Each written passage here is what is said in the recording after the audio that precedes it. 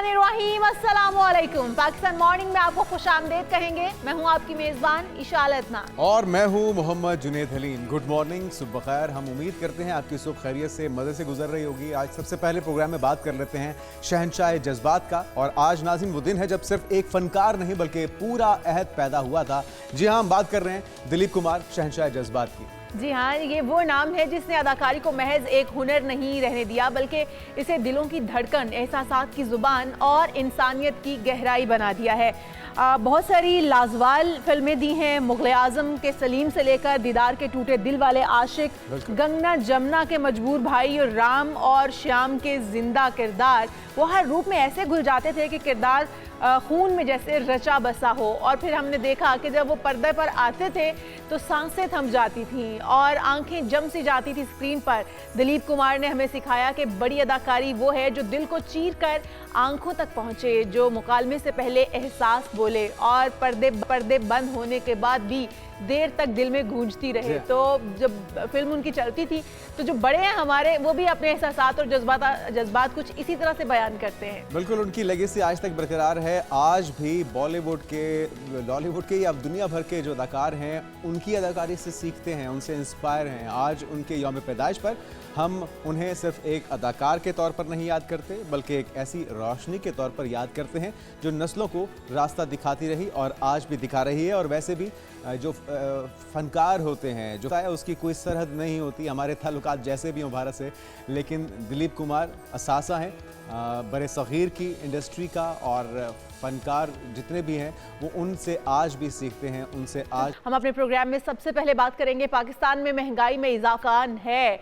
IMF ने खबरदार कर दिया है कितनी महंगाई होने जा रही है। पहले ही महंगाई का तूफान थमने का नाम नहीं ले रहा और जो IMF की जानिब से इस बार इंदिया दिया जा रहा है कि एक बार फिर से महंगाई डबल होने जा रही है।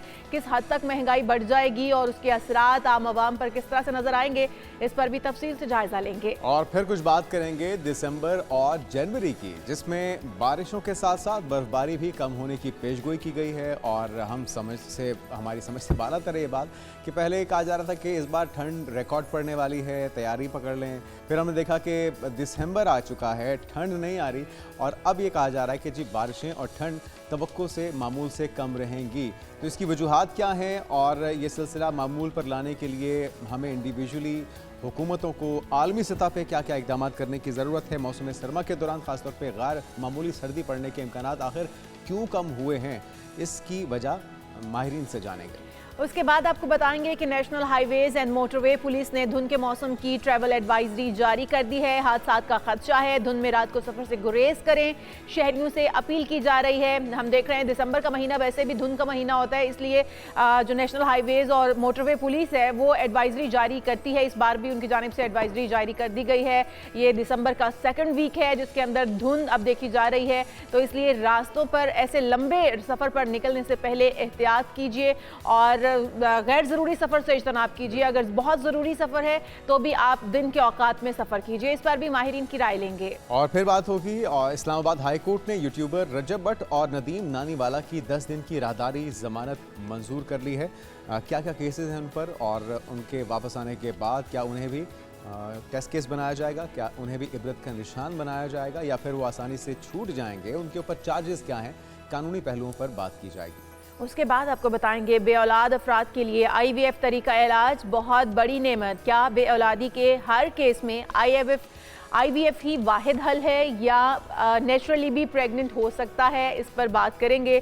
हमारे साथ गायनेकोलॉजिस्ट होंगी, उनसे जानेंगे कि आखिर क्या तरीका कार हो सकता है और बांझपन के बेऔलादी की क्या वजूहात हो सकती हैं। लेकिन सबसे पहले आ जाते हैं अपने पहले टॉपिक की जानिब और आपको बताएंगे पाकिस्तान की मईशत एक बार फिर एक नाजुक मोड़ पर खड़ी है। वैसे तो कभी बचपन से लेकर अब तक, मेरे बचपन में तो स्पेशली जब से मैं देख रही हूँ, ये मुश्किल दौर से ही गुजर रही है, एक बार फिर से मुश्किल दौर में खड़ी है। और IMF ने आने वाले महीनों में महंगाई में नुमाया इजाफे की सख्त इंतबाह जारी कर दिया है। जब आलमी मालियाती दबाव, अंदरूनी माली कमजोरियां और तवानाई के नरखों में उतार चढ़ाव यकजा होगा तो आम शहरी की जेब पर तो बोझ भरना समझ में आता है कि जाहिर है महंगाई डबल होगी ही। बिल्कुल, और अब महंगाई होना नागुज़ीर हो चुका है।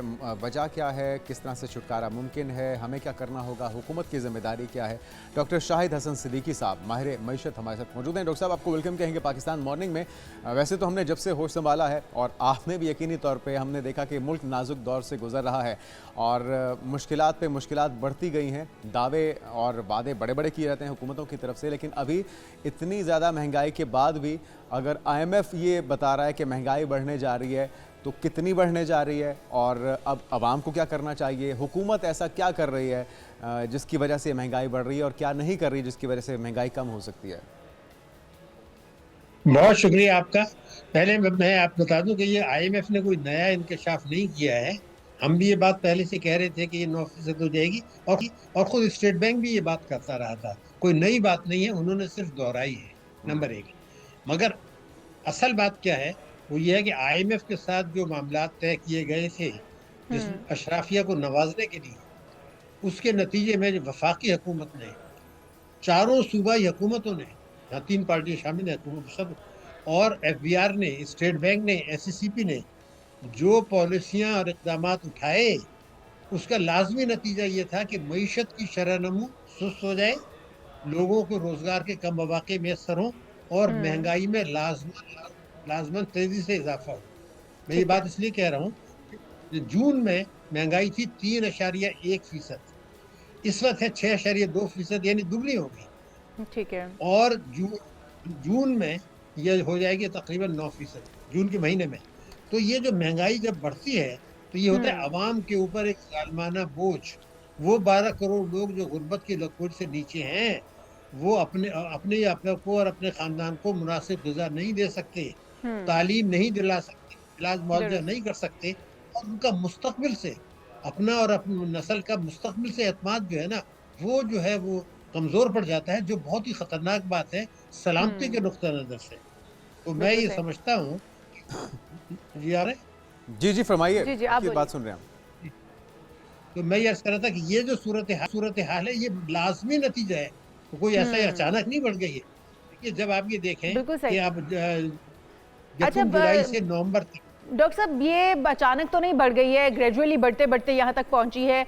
अगर एक चीज़ हम बात कर रहे थे सिर्फ गोल्ड की, अगर हम बात कर ले तो 45,000 पे 50,000 रुपये पे एक फ़रोख्त होने वाला गोल्ड या दस्तियाब था जो गोल्ड, वो आज 5 लाख पर पहुँच गया है। तो ये आहिस्ता आहिस्ता तो नहीं, मतलब एकदम से तो नहीं हुआ, आहिस्ता आहिस्ता हुआ है। लेकिन जो नई रिपोर्ट है उसके मुताबिक अफरात ज़र की मौजूदा शरह जो है वो 4.5% पे है इस वक्त, और आने वाले अरसे में बढ़कर ये 6.3 तक, तकरीबन 9% तक भी पहुँचने के इम्कान हैं। अगर हम देखें तो मुआशी तरक्की के अंदर बेरोजगारी में या फिर उसमें थोड़ी बेहतरी देखी जा रही है, मगर जो बढ़ती हुई कीमतें हैं, माली खसारे हैं, इसका दबाव, फिर कर्जों का हुजम जो वैसे भी बढ़ता चला जा रहा है, और उसकी वजह से मुआशी तौर पर मुस्तकबिल पर एक सवालिया निशान उठ गए हैं पाकिस्तान की मईशत के मुस्तकबिल पर। तो हमें बेसिक अब क्या समझते हैं, बड़े चैलेंजेस क्या हैं जिनसे निपटना होगा? क्योंकि हमारी हुकूमत जो है वो अल्टीमेटली किस पर डालती है? IMF पर, और IMF इस बार बता रहा है कि जो महंगाई मजीद बढ़ने जा रही है। तो क्या IMF ने कुछ ऐसी शराइत लगा दी हैं जिनको मानना पड़ेगा लामहला गवर्नमेंट को, और उसकी वजह से महंगाई मजीद बढ़ेगी, या फिर वजूहात कुछ और है? देखिए, जब तक हमें, हमारी कौम को और हमारे मीडिया को ये तस्लीम कर लें कि ये जो भी तबाही बर्बादी आ रही है उसको IMF के खाते में डालना बिल्कुल गलत है। अवाम को मैं समझता हूँ कि गलत, धोखाधड़ी का लफ्ज़ मैं इस्तेमाल नहीं करना चाहता, लेकिन गलत बयानी ज़रूर है। मैं आपको मिसाल दे दूँ। देखिए, IMF बैंकों में जो खाते हैं, आपको पता है कोई 36,000 अरब रुपया लोगों का पड़ा हुआ है, 36,000 बिलियन, और कई करोड़ लोग हैं जिन्होंने बैंकों में पैसा रखा है, कई करोड़ लोग हैं। और कानून क्या है कि ये खाते नफा नुकसान में शिरकत की बुनियाद पर है, इसका तो IMF से कोई ताल्लुक नहीं है। अब मैं आपको एक फिगर देना चाहता हूँ ताकि जो आपके प्रोग्राम देख रहे हैं वो जिम्मेदारी का एहसास करें। जो खवातीन हैं जो उनके बैंकों में पैसे, वो खैर है। वो ये था कि बहुत पुरानी बात मैं नहीं कर रहा, मई 2024 में 100 रुपए अगर किसी के पास थे और बैंक में थे तो उसको 20 रुपए मुनाफा मिला था, 20.5%। 1 लाख के ऊपर तो अब क्या हो गया, वो 9.5 हो गए।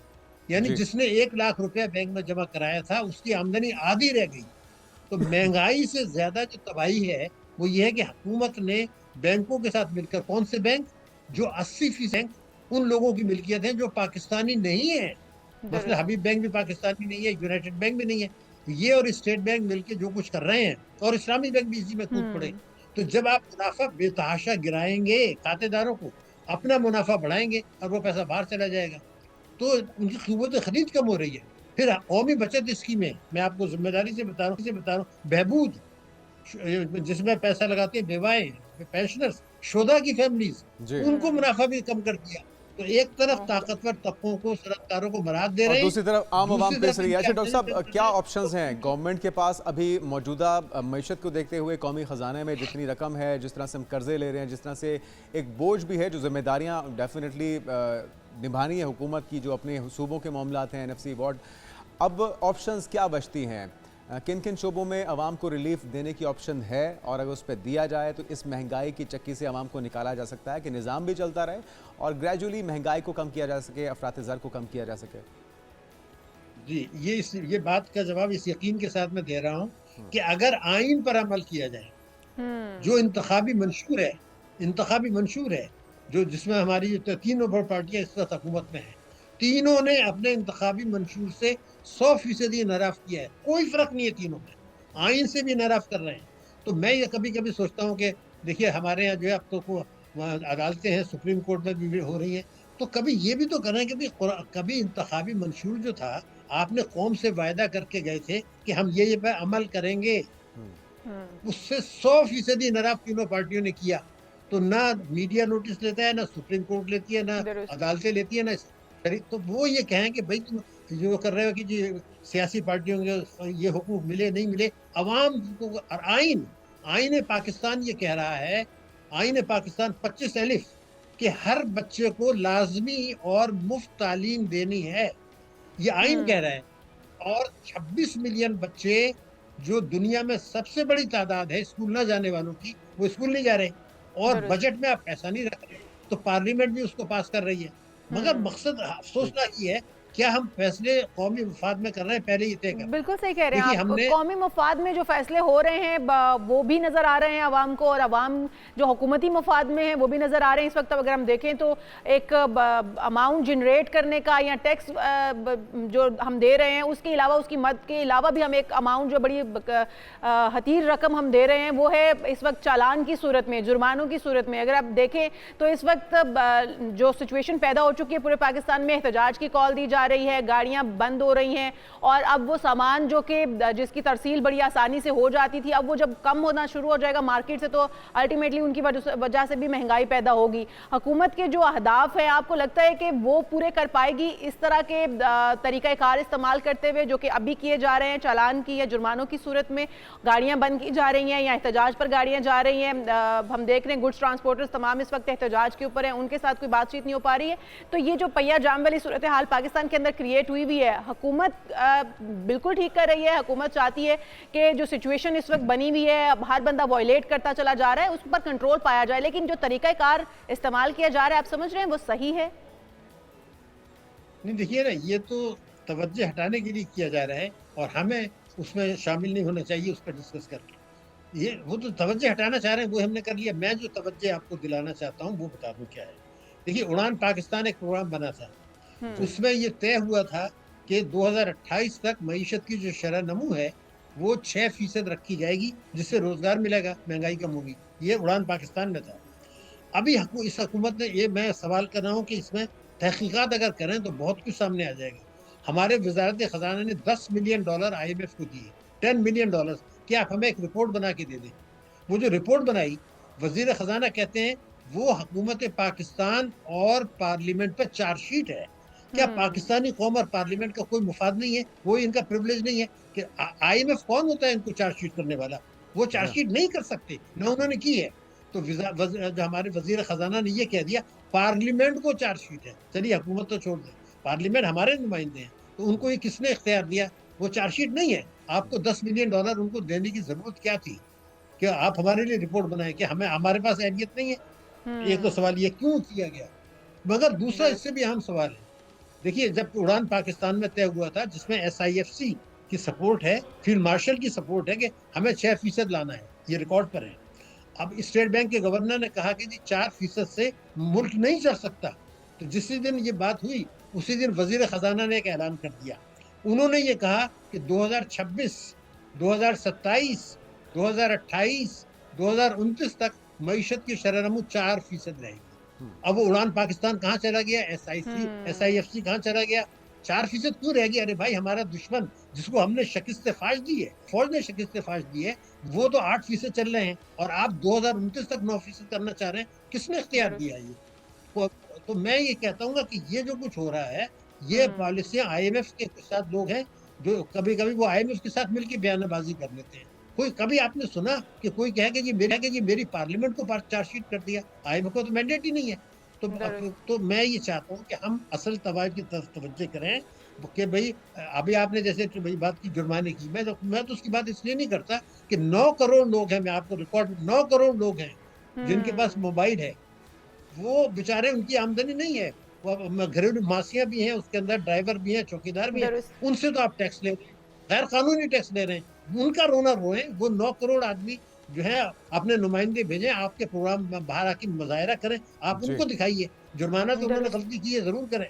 यानी कि अल्टीमेटली अवाम को सड़कों पर आना होगा और अपने हकूक़ के लिए दुहाई देनी होगी, वरना हुकूमत कान धरने वाली नहीं है। और IMF जो आपको कर्जा देता है, उसको कोई गर्ज नहीं है, उसका कोई सरोकार नहीं है, वो वोट लेकर नहीं आते हमारे, लेकिन वो भी इंडिकेट कर रहे हैं कि महंगाई बढ़ने वाली है। तो फिर ये ख़तरे की घंटी अलार्मिंग सूरत है। बहुत शुक्रिया डॉक्टर शाहिद हसन सिद्दीकी साहब हम थे, और हुकूमत वक्त के लिए लम्हा फ़िक्र है कि वो कोई मौका हाथ से जाने नहीं दे रहे कि आवाम की खाल उतारी जा सके, उनको निछोड़ा जा सके। दुरुस्त, और हम यही उम्मीद कर सकते हैं और दुआ कर सकते हैं कि हुकूमत इस पर कान धरेगी आने वाले दिनों में महंगाई पर, ताकि काबू पाया जा सके। आगे बढ़ते हैं और आपको बताते हैं कि मशहूर वेब सीरीज़ डिज्नी प्लस के तहत रिलीज़ होने वाली Percy Jackson and the Olympians के दूसरे सीज़न की तशहीर के लिए लॉस एंजलिस के मशहूर चौराहे बॉलीवुड और वाइन पर एक बिलबोर्ड नस्ब किया गया है, जो एक मुकम्मल वाटर इंस्टॉलेशन लगता है, और पानी, धुंध और फवारों से ये मुज़य्यन जो देखने वालों को फ़ौरन अपनी जानिब खींच लेता है। तो अच्छी उन्होंने प्रमोशन किया अपनी मूवी की। बिल्कुल, और ये ज़बरदस्त बिलबोर्ड है जो कि यकीनी तौर पे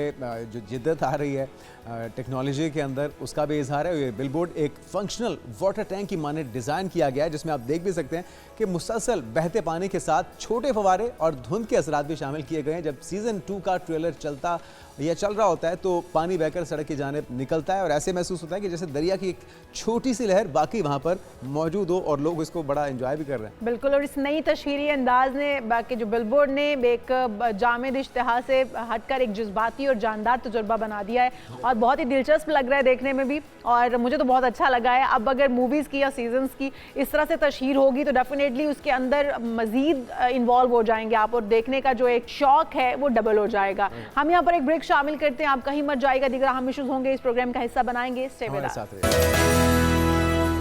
वेलकम बैक। और बात हो जाए कुछ इस वक्त मुल्क की सूरत हाल की। मुल्क भर में सर्दी की शिद्दत के साथ धुंध का सिलसिला भी बढ़ रहा है, बहुत आहिस्ता आहिस्ता बढ़ रहा है, लेकिन बहरहाल बढ़ रहा है, और ऐसे में सफ़र सबसे बड़ा चैलेंज बन जाता है।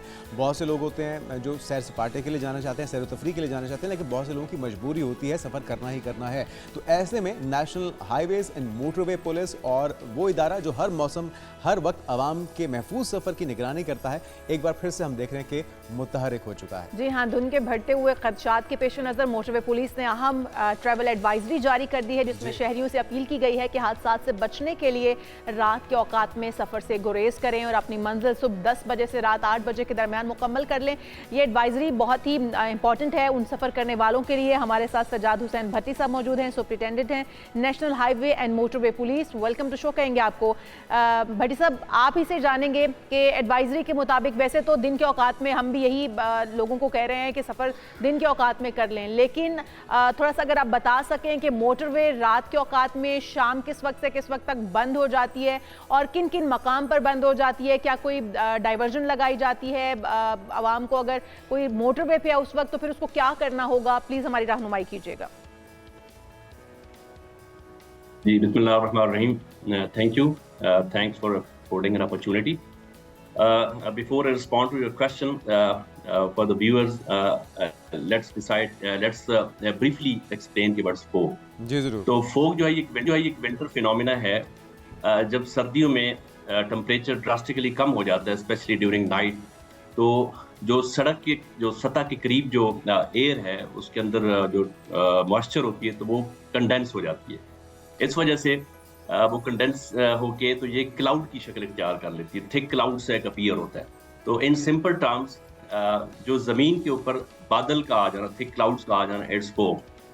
और अगर इसमें जो है पॉल्यूटेंट्स ऐड हो जाएं तो एक पैरेलल एक फिनोमिना होता है जो स्मोक है तो वो हो जाते हैं। तो इट्स ये थोड़ा सा मैंने आपको एक्सप्लेन कर दूं।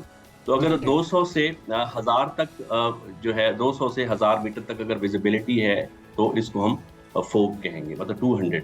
और अगर इससे पे लेस है तो ये थिक फोग में आ जाते हैं। और अगर 40 से भी अगर इसकी विजिबिलिटी कम हो जाती है तो दिस इज डेंस फोग, जिसमें आप देखते हैं कि मोटरवेज वगैरह बंद कर देते हैं। तो कमिंग टू योर क्वेश्चन, क्योंकि ये फोग जो है ये एक जैसे मैंने बताया कि ये एक अनप्रिडिक्टेबल फिनोमिना है। फोग जो है ये अचानक जो है it appears, it is observe suddenly. तो फिर हमारे रोड के ऊपर जो लोग मौजूद होते हैं, जो पेट्रोलिंग पे होते हैं, तो वहाँ पर ऑन द ग्राउंड जो है वो डिसाइड करते हैं कि दिस इज द टाइम के फॉर द सेफ्टी रीजन जो है मोटरवे को बंद कर दिया जाए। तो इसमें फिर हम सेंसिटाइज करते हैं, रियल टाइम में लोगों को अवेयर करते हैं, और जिसमें आपने एडवाइजरी और भट्टी साहब, ये अवेयरनेस का जो मीडियम है, तरीक़ेकार है, वो क्या होता है? सोशल मीडिया के अलावा और कहाँ पर ये मालूमात मिल सकती हैं? लोग अगर जानना चाहें, कोई ट्रैवल करना चाह रहा है, और इसके साथ साथ महकमे मौसम आपकी जो कोऑर्डिनेशन है वो कैसी है?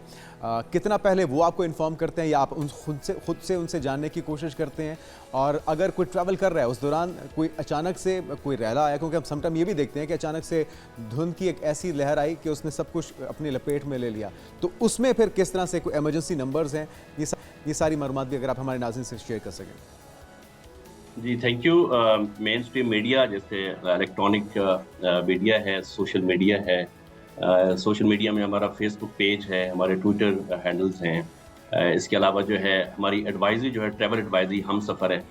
इसके अलावा हमारा FM 95 है। तो ये सारे मीडियम हैं जिनसे हम इंगेज करते हैं कम्युनिटी को, उनको हम जो है रियल टाइम में अपडेट्स देते हैं, उनको ब्रॉडकास्ट करते हैं, पॉडकास्ट करते हैं, उनको बताते हैं कि इस वक्त रोड के ऊपर क्या सिचुएशन है। तो before you travel, before you plan, तो बेहतर यही है, एडवाइजेबल यही है हमारे कम्यूटर्स के लिए कि वो हमारे इन जितने भी हमारे मीडियम हैं इनसे वो पहले अवेयरनेस ले लें, अपडेट ले लें, और फिर सफ़र को प्लान करें।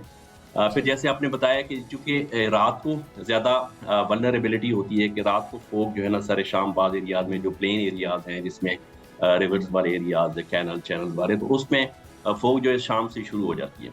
तो इसमें फिर चूँकि ये अनप्रिडिक्टेबल है, सडन आ जाती है, तो वो हम साथ साथ उसको, इसके साथ साथ जो मेट्रोलॉजी डिपार्टमेंट है उसके साथ हमारा कोऑर्डिनेशन है, क्लोज लाइजान है, हमारे ग्रुप्स बने हुए हैं, हम लाइव टाइम में उनके साथ होते हैं, और साथ साथ फिर हमें आगे अपडेट भी कर देते हैं ताकि लोगों को पता चले। तो इसमें एडवाइजेबल ये है, जैसे आपने क्वेश्चन किया है कि अचानक जब आप चल रहे हो और अचानक कोई पैच आगे आ जाता है, फोग शुरू हो जाती है, तो हमने क्या कहा? इसमें धुंध में जो हम एडवाइस करते हैं वो सबसे पहले तो फोग लाइट्स हैं। पहले आप अपनी गाड़ी में फोग लाइट्स लगा लें। आपकी जो गाड़ी है उसको मैकेनिकली, इलेक्ट्रिकली उसके तमाम कंपोनेंट्स आपके फंक्शनल होने चाहिए।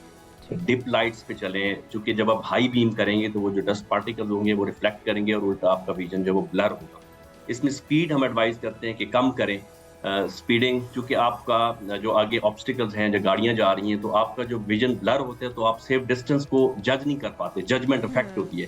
तो इसलिए हम ये एडवाइस करते हैं कि आपका जो सेफ फॉलोइंग डिस्टेंस है उसको डबल कर दें। उसका अगर आप 3 सेकंड फार्मूला है तो उसको 6 सेकंड पे ले जाएं। आपके जो डिफोगर हैं, गाड़ी का हीटर है, AC है, ये फंक्शन होने चाहिए, ठीक है। अच्छा, इसमें रोड का जो फर्नीचर है, जो स्पेशली जो वाइड लेन मार्किंग है, लाइन मार्किंग है, आप कैट आइज हैं वहाँ पर, डेलिनेटर्स है, तो ये सारा रोड फर्नीचर जो पैराफर्नीलिया, ये आपको जो इक्विपमेंट है ये आपको फैसिलिटेट करते हैं कि आप अपने ट्रैक में रहें, आप अपनी लेन में रहें। अच्छा भट्टी साहब, वैसे फॉग के अंदर किस लेन में रहना चाहिए ज़्यादा सेफ होगा? किस स्पीड के अंदर गाड़ी रखनी चाहिए वो सेफ होगी? और कौन सी मजीद एहतियाती तदाबीर हो सकती हैं? और अगर सडन कोई इसमें फंस गया है, गाड़ी तो वो साइड पे कर लेगा या स्पीड स्लो कर लेगा, लेकिन क्या उसको रेस्क्यू करने के लिए उस वक्त अगर हेल्पलाइन पे कॉल की जाए तो उसको रेस्क्यू किया जा पाएगा? Very important question. Let me reiterate. इसमें आप अपनी लेन, जो एडवाइजेबल लेन है, जो हम एक्सट्रीम लेफ्ट पे जैसे चलते हैं, तो पाकिस्तान में जो ट्रैफिक होती है वो फर्स्ट लेन में चलती है। सेकंड लेन जो है वो ओवरटेकिंग के लिए होती है। तो अपनी लेन में रहें, बल्कि हम एडवाइस करते हैं कि इसमें लेन चेंजिंग जो है वो प्रोहिबिटेड है। आप एक लेन में चलें, क्योंकि मोस्टली जो एक्सीडेंट्स होते हैं वो ओवरटेकिंग के दौरान हो जाते हैं, तो उसमें ओवरटेकिंग को अवॉइड करें, ज़्यादा लेन चेंजिंग ना करें। और जब आपकी गाड़ी को ब्रेक डाउन हो जाती है in case of any problem, तो फ़ौरन 130 हेल्पलाइन जो है हमारी मोटर पुलिस की, उनको कॉल करें और एक्सट्रीम गाड़ी को सॉफ्ट शोल्डर पे कहीं सेफ जगह पे पार्क करें, क्योंकि विजिबिलिटी नहीं होती तो उसमें खुदा न खास्ता कोई अनटुवर्ड इंसिडेंट हो सकता है। बाद वक्त कोन्स या वो ट्रायंगल्स मिलती हैं, वो अगर आपको 60-70 मीटर गाड़ी अपनी पीछे रख लें, हैजर्ड्स ऑन कर लें, गाड़ी में अगर सेफ नहीं है तो बाहर निकल के बैठें, गाड़ी के सामने पीछे खड़े होना ये भी जो है ये खतरनाक हो सकता है। ठीक है, और हेडलाइट बेहतर रहेगी इस्तेमाल करना या लो लाइट हो? और साथ में जो विंडोज़ होती हैं, समटाइम ये कि उसको खोलने से ज़रा आपकी जो अंदर एक फॉग सी पैदा हो जाती है, विजिबिलिटी वो क्लियर हो जाती है, तो ये सारा कुछ कोई एडवाइजरी इस तरह की भी जारी करते हैं जब कोई मोटरवे पे एंटर, टोल प्लाजा से एंटर होने लग रहा है, तो उसको कोई इस तरह के पम्फलेट्स या कोई एडवाइजरी, ताकि अगर कोई नया ड्राइवर है जो ज़्यादा उसका इत्तेफाक नहीं हुआ फॉग में, इस तरह के वेदर में सफ़र करने का, उसको भी आगाही मिल जाए? जी एग्जैक्टली, हमारे ब्रीफिंग ऑफिसर्स रोड के ऊपर मौजूद होते हैं, हमारी स्पेशल टीम जो हैं, सुपरवाइजरी टीयर भी ऑन रोड होता है, ऑन ग्राउंड जो हमारी एक्स्ट्रा डिप्लॉयमेंट होती है ड्यूरिंग जो फोग है, तो हम पम्पलेट्स, ब्रोशर्स वहाँ पर डिस्ट्रीब्यूट करते हैं लोगों को। इवन के जब हम एनफोर्समेंट कर रहे होते हैं तब भी लोगों को जो है साथ साथ ब्रीफ भी कर रहे होते हैं। तो हमारा जो ब्रीफिंग है, एजुकेशन है, ये एक ऑनगोइंग सिलसिला है 24/7। इसके अलावा हम रोड यूजर्स के डोर स्टेप पे हम जाते हैं, इवन हम स्कूल्स में, यूनिवर्सिटीज़ में, वर्क प्लेसेस पे, जो बस टर्मिनल्स हैं, अड्डे हैं, उन तक जाके सेमिनार्स की सूरत में उनके साथ वर्कशॉप्स करते हैं, बिठाते हैं। और जो ही ये सीजन स्टार्ट होता है तो हम उनको पहले मतलब प्रोएक्टिवली हम उनको एंगेज करते हैं। अच्छा भट्टी साहब, अगर आप ये बता सके कि कौन से इस वक्त पैचेस ऐसे हैं जहां पर ज़्यादा फॉग का सामना करना पड़ेगा ट्रैवल करते हुए, और क्या मोटरवे बंद भी होती है आजकल शाम के औकात में या सुबह सवेरे, ताकि जो ट्रैवल करने वाले हैं उन औकात में ज़रा गुरेज ही करें बाहर निकलने से और मोटरवे इस्तेमाल करने से, और किन किन मकाम पर बंद हो सकती है? जी, जैसे मैंने कहा है कि जो प्लेन एरियाज हमारे हैं, जो रिवराइन बेड्स हैं, उस साइड पे ज़्यादा ये एरियाज जो हैं वहाँ पर ये प्रोन होते हैं, डेंस प्रोन। आजकल जो है रिसेंटली जो M1 साइड है, जो पेशावर साइड है, पहले जो स्वाबी तक और कभी कभी बुरहान तक, ये साइड जो है यहाँ अभी आजकल फोग का स्पेल है। इसके अलावा अभी M5 पर 1-2 दिन पहले फोग थी, तो ये वैसे तो एक अनप्रेडिक्टेबल फिनोमेना जैसे मैंने कहा है आपको, बट जो है ये आजकल M1 जो है उस पे और M5 पे और कुछ और एरियाज में पैचेस में जो है ये फोग है, तो इसमें बस आप ट्रैवल को प्लान करें। जैसे मोटरवे तो आजकल बंद नहीं है किसी भी जगह से, किसी भी मकाम से?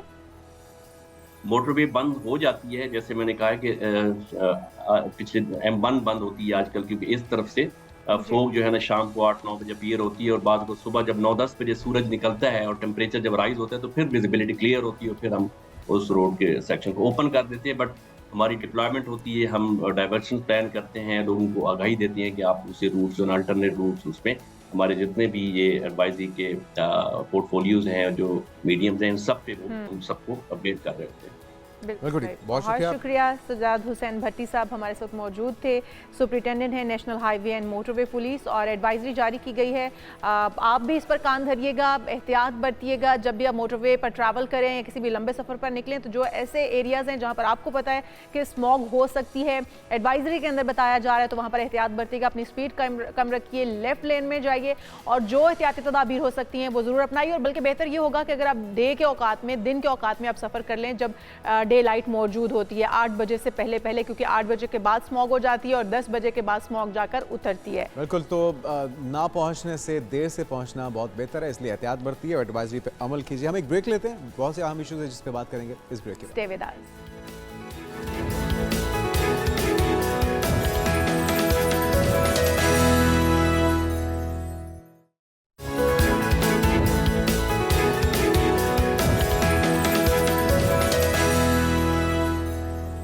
प्रोग्राम में एक बार फिर से आपको खुशामदीद कहते हैं नाजरीन, और आपको बताएं कि इस्लामाबाद हाई कोर्ट में यूट्यूबर रजब भट्ट और टिकटॉकर नदीम मुबारक की हिफाजती जमानत का फैसला ऐसे वक्त में सामने आया है जब दोनों के गिर्द कानूनी दायरा पहले से तंग हो चुका है। बरतानिया से वापसी उनकी हुई है, वीज़ा मनसूखी के दावे, जुए की ऐप्स की तशहीर, पीका एक्ट और मजहबी जज्बात मजरू करने के इल्ज़ामात जैसे मुतअद्दिद मुकदमात जो हैं वो उन पर चलाए जा रहे हैं।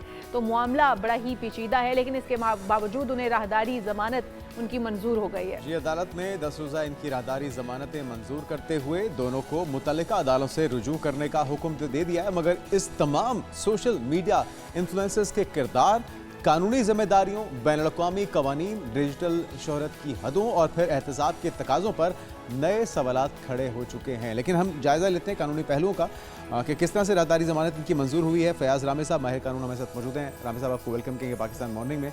पहले हम देखते हैं कि वीज़ा कैंसलेशन होती है, पाकिस्तान आते हैं, रिपोर्ट करने की खबरें भी सामने आ रही थी और फिर अदालत में ये पेश होते हैं। कुछ सवालात तो गर्दिश कर रहे हैं। एक तो अखलाकी तौर पे जो हमारे माशरे के अंदर बिगाड़ पैदा हो रहा है वो अपनी जगह मौजूद है। कानूनी तौर पे इनके ऊपर चार्जेस एक तो क्या क्या थे, फिर हाईकोर्ट के अंदर ईजी एक्सेस मिल जाना, यहाँ पे तो लोग साइलिन जो हैं वो धक्के खाते रहते हैं। तो क्राइटेरिया सिर्फ अच्छा माल दौलत कमाना है तो फिर आपको राहदारियाँ भी मिल जाती हैं, आपको एंट्री भी मिल जाती है। चार्जेस से आगाज़ कीजिए और फिर ये बाकी चीज़ें भी अगर आप कवर कर दें। जी, बहुत शुक्रिया। ये सबसे पहले इनके कोई क्लोज़ फ्रेंड हैं या रिलेटिव हैं, अली रज़ा उनका नाम है, अच्छा, जिन्होंने इस्लामाबाद हाई कोर्ट में प्रोटेक्टिव बेल के लिए अप्लाई किया और उन्होंने ऑनरेबल कोर्ट से रिक्वेस्ट की कि इनको एयरपोर्ट से अरेस्ट ना कर लिया जाए, तो हमें यहाँ पे कोर्ट के सामने सरेंडर करने की अपॉर्चुनिटी प्रोवाइड की जाए, जिस पर अदालत ने 20,000 की जो श्योरिटी है इन कैश उस पर इनको अलाउ किया। नेक्स्ट डे फिर ये पेश हुए अदालत में। तो जो अभी आपने बात की, लीगली अगर देखें अभी सारे एलिगेशन है, चाहे 10 FIR भी किसी एक्यूज़ के ऊपर हों तो कानून उसको ये राइट देता है कि वो अपनी प्रोटेक्टिव बेल या बिफोर अरेस्ट बेल ले सकता है, और अगर उसमें वो अपनी बेगुनाही साबित कर लेता है तो वो इल्ज़ामात ही रह जाएंगे, और अगर वो नहीं कर पाता तो वो फिर जुर्म में कन्वर्ट हो सकते हैं और वो बेल डिसमिस हो सकती है। तो ये एक कानून के मुताबिक एक टेम्परेरी रिलीफ है। ये अब दोनों तरफ से प्रोसिक्यूशन ने साबित करना है कि इन्होंने कोई जुर्म किया है या नहीं किया, और इन्होंने अपनी इनोसेंस शो करनी है। जो अच्छा, ये दोनों मजीद किन किन मुकदमात में मतलूब थे कोर्ट को, और जिस तरह से हम देख रहे हैं कि इनके ऊपर वो केस भी चलाया जा रहा था जिसमें ऑलरेडी डकी भाई भी इतनी लंबी सज़ा 100 दिन काट कर आए हैं, लेकिन उनको रिलीफ नहीं मिल रही थी, वो बेल पर बाहर नहीं आ पा रहे थे जब तक साबित नहीं हुआ कि वो बेकसूर हैं या उनके ऊपर जो इल्ज़ामात है वो साबित नहीं हो सके। तो इनको इस तरह से बेल दे दिए जाना, क्या एहतसाब के कायदों पर, कवानीन पर क्या खुला एक तजाद नहीं नज़र आता, उस पर सवाल निशान नहीं उठ रहे इस वक्त? देखिए, डकी जो है ना, उसकी वजह से दूसरे यूट्यूबर को बहुत ज़्यादा आसानी मिली है। डकी के केस में हमने देखा कि पूरा प्रोसीजर जो है वो बाईपास किया गया। पहले उसे ऑफलोड करके अरेस्ट कर लिया गया, फिर सुबह के टाइम FIR जो है वो रजिस्टर्ड की गई, तो उसको ये अपॉर्चुनिटी ही नहीं प्रोवाइड की गई कि वो किसी अदालत से रजू कर सके या अपनी कोई बिफोर अरेस्ट बेल ले सके। और यही वजह है कि आज वो करप्ट अफसरान जो है वो जेल की सलाखों के पीछे हैं, जिन्होंने अपने इख्तियारात का गलत इस्तेमाल किया, क्योंकि इनके ऊपर पहले से FIR रजिस्टर्ड थी। FIR का नंबर है 247, जो डकी भाई पे नहीं, जो रजब भट्ट पे। उसमें जो ऑफेंसेस हैं सेम वही ऑफेंसेस हैं, सेक्शन 13, 14, 25, पीका एक्ट और 420 और 294। जुए की एप्स इस्तेमाल करने का मामला, ये वही मामला है। एलिगेशन प्रमोशन का है, लेकिन ये सारे के सारे सेक्शन इलेक्ट्रॉनिक फ्रॉड। प्रमोशन की थी वैसे? इनका तो क्लेम ये है कि मैंने कोई प्रमोशन नहीं की। अच्छा, लेकिन ये जो सारे सेक्शन है सेम वही है जो डक्की भाई के ऊपर लगे थे। अच्छा, और साथ में नदीम नानी वाला, वो किस तरह से इनके साथ नथी हुए हैं? हम देख रहे हैं ट्रैवल भी साथ कर रहे हैं, अदालत में भी साथ पेश हो रहे हैं, तो इनके केसेस एक साथ चल रहे हैं। और फिर वो जो अदालत के अंदर बाकी सालीन को तो एंट्री भी बड़ी मुश्किल से मिलती है। ये गाड़ी में बैठ के चौड़े होके पहुंच रहे हैं, जिस तरह से कोई VIP गेस्ट आ रहा है, बगैर नंबर प्लेट की गाड़ी है। ये इजी एक्सेस इस तरह से अदालतों के अंदर क्या सिर्फ पैसे की बुनियाद पे होती है? नहीं, ऐसा नहीं। असल में जो वहाँ पे रजिस्टर्ड एडवोकेट होते हैं उनको परमिशन होती है कि वो अपनी गाड़ी अंदर लेके जा सकते हैं। तो ये गाड़ी इनकी पर्सनल नहीं थी, ये जो लीगल टीम इनको वहाँ पे असिस्ट कर रही है, रिप्रेजेंट कर रही है, ये उनकी गाड़ी में वहाँ पे कोर्ट में गए।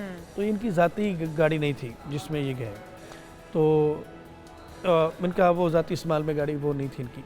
और जो आपने नदीम नानी वाला की बात की है, ये जब डक्की भाई जेल में थे उस वक्त फिज़िकल रिमांड पे थे, नेशनल साइबर क्राइम की हिरासत में थे, तो उस वक्त ये मुलाकात करने के लिए गए थे, तो सरफराज चौधरी साहब ने इनको भी विदाउट एनी FIR डिटेन कर लिया था। ये 3 से 4 घंटे इलीगली इनको डिटेन किया गया। डिटेन करने के बाद इनके मोबाइल फ़ोन भी ले लिए। बाद में फिर उन्होंने मुख्तलिफ पॉडकास्ट में इस चीज़ को रिवील भी किया और इंटरनेशनल सतह पे ब्रिटिश एम्बेसी को भी लेटर लिखे इस हवाले से कि मैं ब्रिटिश नेशनल हूँ और मुझे यहाँ पे इलीगली डिटेन किया गया। बाद में फिर नेशनल साइबर क्राइम ने डक्की भाई की जो FIR थी 196/25 उसी में इसको नॉमिनेट कर दिया, जिस तरह से दूसरे एक्यूज़ को किया था। तो इन्होंने अब उसी FIR में अपनी जो है वो प्रोटेक्टिव बेल ली है। सुमेरा मुबारक इनकी सिस्टर है जिन्होंने अप्लाई किया था बेल के लिए, फिर बाद में ये अदालत में पेश हुए। नदीम नानीवाला की बात। जी। तो 10 डेज़ के लिए इनको जो है वो उसी डक्की के केस में ये नॉमिनेट किया गया, तो जिसमें इनको 10 डेज़ की बेल दी। रामी साहब, अगर हम देखें तो इनका यूं बरतानिया में मुकीम होना, फिर वहाँ से बैठ के भी व्लॉगिंग करना और फिर वहाँ से अचानक से इनको पाकिस्तान वापस लाया जाना, ये इंटरपोल के थ्रू हुआ है, ये डिपोर्ट हुए हैं, वीज़े की मनसूखी की क्या वजूहात बनी है, या फिर ये केसेस ही इनकी वापसी की वजह बन गए हैं, क्या मामला हुआ है? देखिए, इसमें जो डिपोर्ट होना होता है ना, उसमें 2-3 तरीक़ाकार होते हैं। उसमें ये होता है कि आपको वो हमारा जो होम डिपार्टमेंट है उसको वो ऑन बोर्ड लेते हैं और उसका एक अलग तरीक़ाकार है। आप क्योंकि वीज़ा अभी 2026 तक था, काफ़ी लंबा वीज़ा था अभी पास। जी, ये ओवरस्टे की वजह से या असाइलम जो इन्होंने क्लेम किया था उसकी रिजेक्शन की बेस पे इनको वापस भेजा गया, क्योंकि ये जिस तरह से बिज़नेस क्लास में आए हैं वो डिपोर्ट का तरीक़ाकार नहीं होता। उसमें ये होता है कि किसी टेक्निकल ग्राउंड के ऊपर आपने कोई क्लेम किया, उस क्लेम को उन्होंने एक्सेप्ट नहीं किया, अगर क्रिमिनल चार्जेस हों तो फिर उसका ये तरीक़ाकार नहीं होता। अच्छा, अभी हमने रिसेंटली देखा मोहसिन नकवी साहब भी बरतानिया गए, तो क्या दीगर जो मतलूब लोग हैं उनके अंदर रजब भट्ट को भी ये गवर्नमेंट ऑफ पाकिस्तान की तरफ से बरतानिया से कहा गया कि जी इनके केसेस को मज़ीद परसूना किया जाए, इनको ये असाइलम ना दिया जाए? ये मामला कुछ हुकूमत पाकिस्तान के एफर्ट से हुआ या ये बरतानिया की अपनी पॉलिसी थी, उनकी रिजेक्शन अपनी तौर पे थी? डेफिनेटली इसमें गवर्नमेंट ऑफ पाकिस्तान जो है वो आप कह सकते हैं, क्योंकि जब भी किसी एक्यूज़ पर्सन का नाम डाला जाता है ECL में तो वो फेडरल कैबिनेट की परमिशन के बाद डाला जाता है। तो आप ये कह सकते हैं क्योंकि ये यहाँ पे मुख्तलिफ मुकदमात में मतलूब हैं और जो इनके ऊपर FIR थी उसमें ये एब्सकॉन्डर है, तो वो कहा जा सकता है। और नेशनल साइबर क्राइम के पास थ्रू इंटरपोल रेड वारंट्स के ज़रिए से ये अपॉर्चुनिटी भी मौजूद है, तो ये कहा जा सकता है कि उन्होंने वहाँ की गवर्नमेंट को ऑन बोर्ड लिया हो कि ये लोग हमें मतलूब हैं। फिर डिपोर्ट होकर आना ही हुआ ना कि आपको वहाँ की गवर्नमेंट अगर डिसऑन कर देती और वो कहती है कि आप यहाँ पर मजीद नहीं स्टे कर सकते, जबकि आपका वीज़ा भी आपके पास मौजूद हो, वो एडिकेशन कोई भी लगाए जा रहे हो या फिर आपको किसी भी वजूहात की बिना पर निकाला जा रहा हो, लेकिन वो होता तो डिपोर्ट है। अब आप बिजनेस क्लास में आ रहे हैं या फिर आप लोकली वैसे सफ़र करके आ रहे हैं, वो तो एक ही बात हो गई। लेकिन अभी क्या सिचुएशन होगी? अब 10 दिन का राहदारी ज़मानत उन्हें मिल गई है, उसके बाद क्या होगा? अब केसेस को आगे चलाया जाएगा, ये पेशियां भुगतेंगे या इनको भी उसी तरह से इंक्वायरी का हिस्सा बनाया जाएगा जिस तरह से हम देख रहे थे कि डक्की को बनाया गया? क्या होने जा रहा है अब आगे? देखिए, ये अब इन्होंने जो 10 डेज़ की प्रोटेक्टिव बेल ली है, ये तो इसलिए ली है कि ये जो इनकी कंसर्न कोर्ट है लाहौर में FIA की, वहाँ से जाके ये अपनी प्री रेस्ट बेल ले सकें। तो ये यहाँ से प्री रेस्ट बेल लेकर इन्वेस्टिगेशन, लेकिन बाहर नहीं जा सकते आप, किसी भी मुल्क में ट्रैवल नहीं करते। ये इन्वेस्टिगेशन ज्वाइन करेंगे और अपनी बेगुनाही नेशनल साइबर क्राइम के जो ऑफिसर हैं उनके सामने प्रूव करेंगे, और अगर ड्यूरिंग इन्वेस्टिगेशन ये बेगुनाह डिक्लेयर हो जाते हैं तो फिर वही जो इंटरम बेल इनकी होगी वो कन्फर्मेशन में चली जाएगी। अगर ये अपनी बेगुनाही नहीं साबित कर पाते, कुछ ऐसी चीज़ें नहीं ला पाते ऑन रिकॉर्ड जिसके ज़रिए से ये साबित हो कि ये बेगुनाह है, तो फिर ये बेल डिसमिस भी हो सकती है और वो रिजल्ट जो आप कह रहे हैं कि वो फिर अरेस्ट करके डकीन भाई की तरह रिमांड भी ले सकते हैं। जितने पैसों का ये दावा करते हैं कि हमने इतना पैसा यूट्यूब से, यूट्यूब तो इतना पैसा नहीं देती है और ना ही इतना पैसा आप यूट्यूब से कमा सकते हैं कि आप इतनी महंगी गाड़ियाँ, घर और फॉरेन ट्रिप्स ले सकें और बिजनेस क्लास में आप ट्रैवल कर सकें, जो कि हमें भी पता है कि इतना नहीं होता।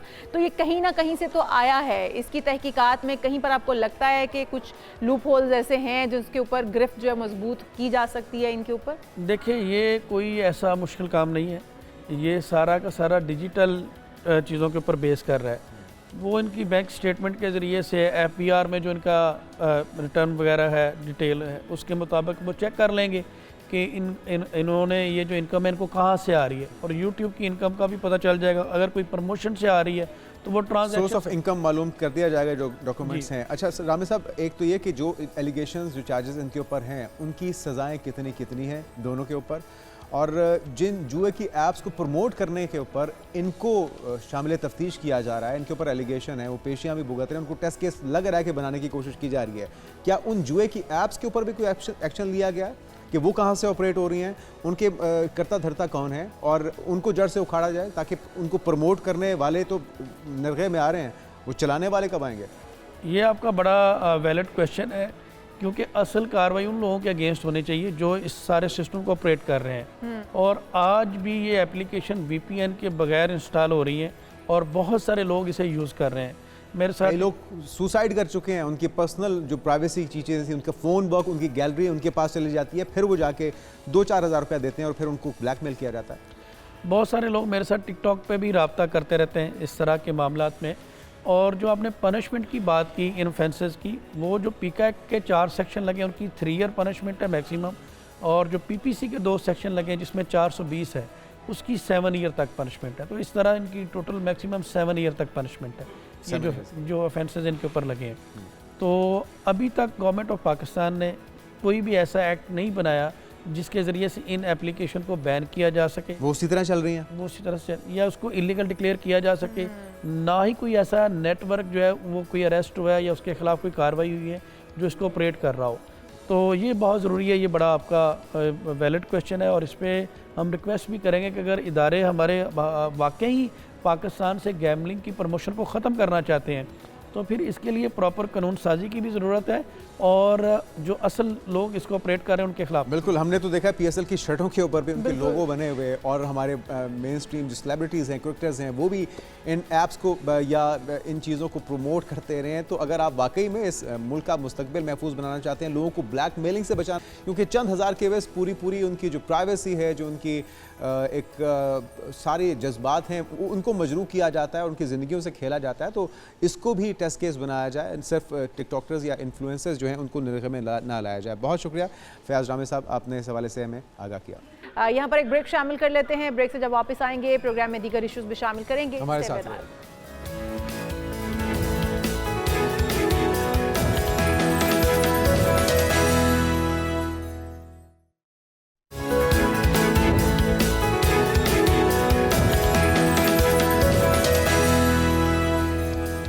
प्रोग्राम में एक बार फिर से आपको खुशामदीद कहते हैं नाज़रीन। बात करते हैं सर्दियों के मौसम की। बारिशें, बर्फबारी मामूल से कम मिकदार होने की वजह से और सिर्फ आसमानों को सुनसान किया हुआ है, बल्कि पाकिस्तान के अंदर तो ज़राअत, पानी के ज़खायर और दही मईशत के लिए भी संगीन इंतबाह जारी कर दिया गया है, क्योंकि कहा यह जा रहा है कि इस बार बारिश भी कम होगी और जो बर्फबारी है वो भी मामूल से कम रहेगी। तो क्या वजह है, क्यों इस बार सर्दी जो है वो खामोशी से निकल जाएगी? बिल्कुल, और ये जो बारिशों की कमी है इसने सिर्फ खाली आसमान ही नहीं छोड़ा, बल्कि खुश्क साली, फसलों की कमज़ोर होती सांसें और मवेशियों के लिए ख़तरे की घंटी भी बजा दी है। और हम खुद भी पर्सनली फील कर रहे हैं इस तब्दीली को, और हमारी आने वाली जनरेशन इससे कितनी मुतासिर हो सकती है ये भी एक अहम मामला है। लेकिन इस बार ऐसा क्यों हो रहा है? इरफान विर्क साहब, डिप्टी डायरेक्टर महकमा मौसमियात, हमारे साथ मौजूद हैं।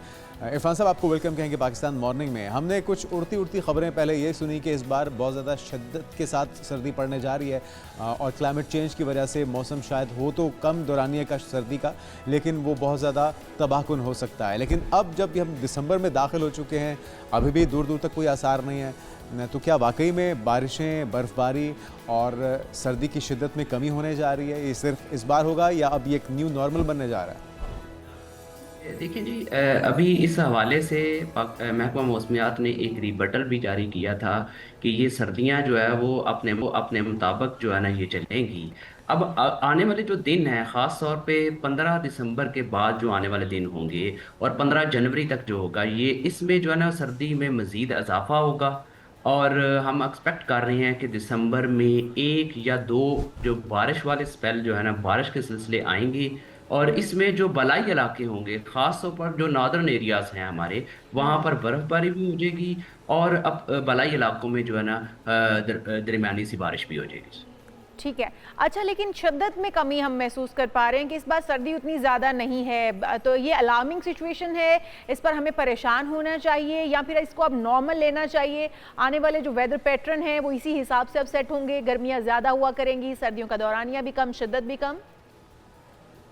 देखिए, हुआ ये है कि जो पिछले चंद सालों से जो हम देख रहे हैं, इसमें दिसंबर का महीना जो है वो नॉर्मली ड्राई जा रहा है। इसमें बारिशें कम होती हैं। आगे जनवरी में भी कम, पिछले साल कम बारिशें हुई हैं, और जो आगे ये चला जाता है जनवरी फरवरी में। ठीक है। इसलिए ये जो आप देख रहे हैं कि ये जो शिफ्ट है, सीजनल शिफ्ट जिसको कहते हैं, कि मौसमों में जो आगे पीछे होना, और आपने ये भी देखा होगा कि स्प्रिंग जो है वो भी कम हो गया है। अब इधर से सर्दी ख़त्म होती है, साथ ही गर्मी शुरू हो जाती है। ये जो मौसमियाती तब्दीली की वजह से इस तरह के मौसमों में जो तब्दीली आ रही है, ये आने वाले सालों में भी देखी जाएगी। और ये जैसे आपने कहा ना कि एक रेगुलर पैटर्न बन गया है, तो अभी फिल वक्त आपको जो है नंबर आजमा होना पड़ेगा, लेकिन ये कंसिस्टेंट नहीं होगा कि ये परमानेंट चले। यही चीज़ जो है ना वो पहले भी हो सकती है। इसी को मौसमियाती तब्दीली कहते हैं। मतलब दर्जा हरारत जो है वो बढ़ रहा है नॉर्मल से, और जो बारिशों के सिलसिले हैं वो थोड़े टाइम में हो रहे हैं। अच्छा, एक तो आलमी सतह पे भी हम देख रहे हैं इरफान विक साहब के क्लाइमेट चेंजेस हैं, उसकी बहुत सी वजूहत हैं, और पाकिस्तान हर इंटरनेशनल फोरम पे हमारे वज़ीर आज़म भी कह चुके हैं कि पाकिस्तान हिस्सा नहीं डाल रहा है इसमें, जितना उसके असरात का हमें सामना करना पड़ रहा है। तो हम इंडिविजुअली क्या कर सकते हैं, पाकिस्तान इसमें क्या कर सकता है, हुकूमतें क्या कर सकती हैं, और वो क्या फैक्टर्स हैं जिसकी वजह से पाकिस्तान को इस कदर ज़्यादा इसका क्लाइमेट चेंज का सामना करना पड़ रहा है? आप तो ये कह रहे हैं कि हर एक चीज़ सुकड़ रही है, तो तमाम मौसमों को उनकी अपनी जगह पर लाने के लिए हम क्या कर सकते हैं फिर अब? देखिए, जो मौसम जो है, क्योंकि जो आपका एटमॉस्फियर है, जो हवा के चल रही होती है, उसकी कोई हदूद नहीं है। आपका जो एक जगह पे वही बारिश वाले पैटर्न जो है अफ़गानिस्तान में हो, इंडिया में हो या दूसरे कंट्रीज़ में हो, उसी तरह वो मूव करके वो पाकिस्तान में आते हैं, और उसी से बारिशें जो है मुख्तलिफ इलाकों में होती हैं। अब है क्या, जैसा आपने कहा कि जो मौसमियाती तब्दीली, हमारा कंट्रीब्यूशन जो है वो NDCs मतलब कार्बन एमिशंस में कम है। तो इसमें ऐसा है कि जब मौसम की कोई हदूद नहीं है, बेशक आपकी कंट्रीब्यूशन कम है, लेकिन आप पर असर जो है ना वो हो सकता है। ये नहीं है कि इर्द गिर्द से तो असर हो सकता है। तो इसलिए इसके लिए तैयार रहना चाहिए। बेशक हम कंट्रीब्यूशन जो है वो कम कर रहे हैं। अच्छा, इरफान विक साहब, ये भी बताइएगा कि जिस तरह से हम देख रहे हैं हमारा एक ज़राई मुल्क है, अजनास पर और काश्तकारी पर बहुत ज़्यादा असरअंदाज हो रहे हैं ये वेदर पैटर्न।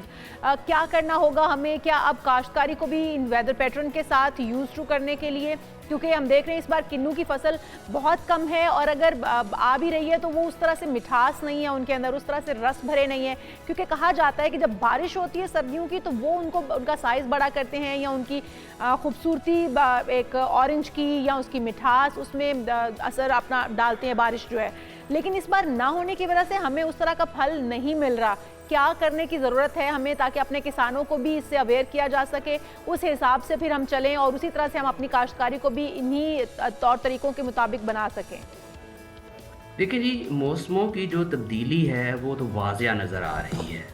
बारिश कभी कम होती है, अगर होती है तो उसकी शिद्दत ज़्यादा होती है, थोड़े देर में हो जाती है। ये लोगों को अब अंडरस्टैंडिंग हो गई है, लोग इसको समझना शुरू हो गए हैं। अब बात यह है, लोग समझना शुरू हो गए हैं, तो हर एक सूबे में जो ज़राअत का महकमा है, तो महकमे उन ज़राअत के महकमों के साथ जो है ना वो तावन करें लोग भी, और उनकी जो हदायत हैं, या वो जो जिस तरह वो कहते हैं कि ये फसलें जो है ना वो अर्ली लगाएं या ये फसल जो है ना बाद में लगाएं, तो अब हमें जो वो पैटर्न हैं वो भी चेंज करने पड़ेंगे। पहले हमारे किसान जो थे वो खुद ही फैसला कर लेते थे कि ये इस तरह करें। अब इनको चाहिए कि जो महकमा जो रखे गए हैं, महकमा ज़राअत है जिस तरह, उनकी हदायत पर जो है ना वो अमल करें और अपनी जो ज़री अजनास हैं उसके मुताबिक जो है ना वो बनाएं। ठीक है। अच्छा, जाते जाते अगर बारिशें कब से कब होंगी, क्योंकि दिसंबर में तो आप कह रहे हैं नहीं होंगी, लेकिन जनवरी में अगर होंगी तो उनका स्पेल कब से शुरू होगा, कब तक होगा, जो आप हल्की फुल्की बारिशों की बात कर रहे हैं, और बर्फबारी कब से कब तक रहेगी? देखिए जी, हम एक्सपेक्ट कर रहे हैं कि दिसंबर का जो आखिरी अशरा होगा, इसमें जो है ना बलाई इलाकों में एक बारिश जो है ना वो हो जाएगी। और अभी भी जो है ना आप 15 दिसंबर के बाद देखेंगे कि मुख्तलिफ इलाकों में बादल तो आएंगे, लेकिन बारिश ऐसा सच जो है ना वो नहीं है। बादल आते जाते रहेंगे, लेकिन दिसंबर के आखिरी अशरे में हम एक बारिश वाला आप स्पेल। बालाई इलाकों की बात कर रहे हैं इरफान साहब, यानी कि अभी पंजाब में हम यहाँ लाहौर में या उधर कराची वाले या कोयटा वाले ये अभी भी बारिश की तवक्को ना रखें?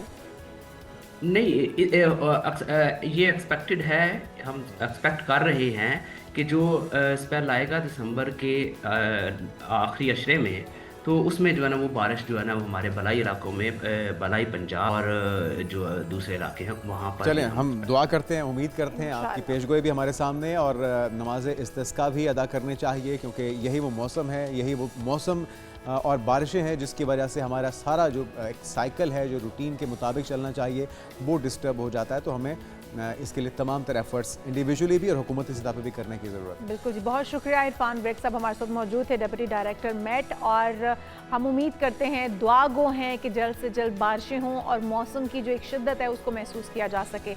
यहाँ पर एक ब्रेक शामिल करते हैं। ब्रेक के बाद जब हम वापस आएंगे तो आपको बताएंगे कि गीदड़ सिंगी की अहमियत क्या है, कौन लोग अपने पास रखते हैं और इसके असरात क्या होते हैं। Stay with us.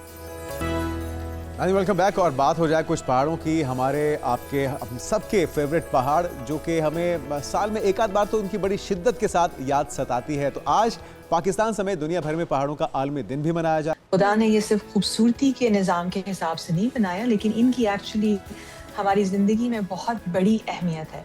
और इस अहमियत को उजागर करने के लिए, लोगों को समझाने के लिए एक दिन मुकर्रर किया गया है कि चलें इसके बारे में बात करते हैं, ताकि आगे आने वाली नस्लों को भी इनकी इम्पोर्टेंस का पता चले। पहाड़ की जो इकोसिस्टम है उससे हमें क्या मिलता है, पहाड़ों में रहने वाले जो लोग हैं उनके मसाइल वगैरह जो हैं उनको डिस्कस करना, और ओवरऑल वर्ल्ड की जो चेंजिंग एनवायरनमेंट है, जो हमारे ओजोन लेयर में चेंज आ रही है, ये सारी चीज़ें किस तरीके से अफेक्ट करती हैं और हम इसको किस तरह से इनके अंदर तब्दीली ला सकते हैं, इस चेंजेस को रोक सकते हैं, ताकि ये पहाड़ सिर्फ हमारे लिए नहीं, आने वाली जनरेशन्स के लिए खूबसूरती का और दुनिया की जो इकोसिस्टम को कायम रखने का जो है। अच्छा डॉक्टर शैला, आप इंटरवेंशनल नेफ्रोलॉजिस्ट भी हैं, खुद एक डॉक्टर होने की हैसियत से आप क्या कहती हैं, पहाड़ों पर हम लोग तो कभी कभार जाते हैं, हमें कभी कभार पहाड़ों की याद सताती है और फिर हम निकल जाते हैं, और फिर हाइकिंग करना, वहाँ पर उसकी आबो हवा इतनी खूबसूरत होती है, इतनी फ्रेश एयर वहाँ पर मौजूद होती है, उसको इंजॉय करना, आप अपने पेशेंट को भी तरगीब देती हैं, क्योंकि खुद तो आपने बहुत सारी चोटियाँ सर कर रखी हैं, तो अपने पेशेंट्स को भी कहती हैं कि आप भी जाएँ, उनको तरगीब देती हैं, इस तरफ राग़िब करती हैं कि वो भी पहाड़ों की चोटियाँ सर करें, और इसके हमारी हेल्थ पर क्या असरात होते हैं ये भी बताइएगा। एक्चुअली मेरे पहाड़ों पे चलना जो शुरुआत थी वो भी एक मरीज की वजह से ही हुई थी। मुझे एक मरीज ने चैलेंज किया था कि बेसिकली मैं डायलिसिस के मरीजों के साथ काम करती हूँ, तो डायलिसिस जब किसी के साथ शुरू होती है तो उनकी ज़िंदगी बदल जाती है, पूरा 360 आपका टर्न आता है, आपको बहुत सी चेंजेस लानी पड़ती हैं। तो जब मैं उनको उन चेंजेस के बारे में बता रही थी तो उन्होंने मुझे कहा कि अगर मैं आपसे कहूँ, आप मुझे इतना मुश्किल काम बोल रही हैं, अगर मैं आपसे कहूँ कि आप जाएं और पहाड़ की चोटी चढ़ जाएं तो आप चढ़ जाएंगी। और तो ये इनिशिएशन भी जो थी वो एक मेरे मरीज ने मुझे दी थी। और बेसिकली यहाँ जहाँ आपने बात की कि खूबसूरती के लिए, फ्रेश एयर के लिए, चेंज ऑफ सीनरी के लिए, जी हाँ, ये बहुत इंपॉर्टेंट चीज़ें हैं, इंसान को करनी चाहिए। लेकिन ये चीज़ ज़रूर मद्देनज़र रखिए कि पहाड़ का एक बड़ा फ्रैजाइल सा इकोसिस्टम होता है, उसको रिस्पेक्ट की ज़रूरत होती है। आप जब भी जाएं, घूमने फिरने के लिए जाएं, देखने के लिए जाएं, I will recommend it, you should do that, but उसकी इज्जत करें और उसकी हिफाजत करें। It's very important that you have to do that. अच्छा, ये चीज़ है जो कि पाकिस्तान में लोगों को और टूरिस्ट जितने भी हैं उनको समझाने की बहुत ज़रूरत है, क्योंकि हम उमूमी तौर पे ख्याल नहीं रखते इन चीज़ों का। अच्छा, एक आम जो सैर व तफरी के लिए कोई जा रहा है पहाड़ के ऊपर और एक कोई उसको सर करने के लिए या हाइकिंग के लिए जा रहा है, तो इसमें डिफरेंस क्या होगा? और आपने जब खुद पर्सनली पहाड़ों को सर करना शुरू किया तो आपने अपनी लाइफ में क्या चेंजिंग महसूस की? देखिए, जो जहाँ तक डिपेंड कर, पहाड़ों के अंदर जब हम बात करते हैं तो हाइट के ऊपर डिपेंड करता है कि आप कितनी हाइट पे गए हैं, ठीक है, और कहाँ जा रहे हैं। as I said, it requires a respect because the moment आप sea level से ज़रा भी ऊपर जाते हैं, ऑक्सीजन का लेवल चेंज होता है और आपकी बॉडी उसको किस तरीके से महसूस करती है और उसके बाद क्या रद्द अमल उस बॉडी का होता है, उसके लिए you have to be very aware because शौक में इंसान अपनी जान ना दे दे, ये ना हो जाए, तो you have to be very aware when you are going.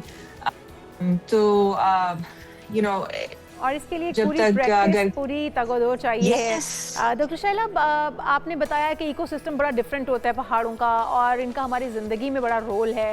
जिस तरह से हम कहते हैं कि पाकिस्तान के अंदर जो पहाड़ हैं ये कुदरती साफ़ पानी का एक बहुत बड़ा ज़रिया भी है और वहाँ पर जो रहने वाले लोग हैं वो इन पर बहुत डिपेंड करते हैं।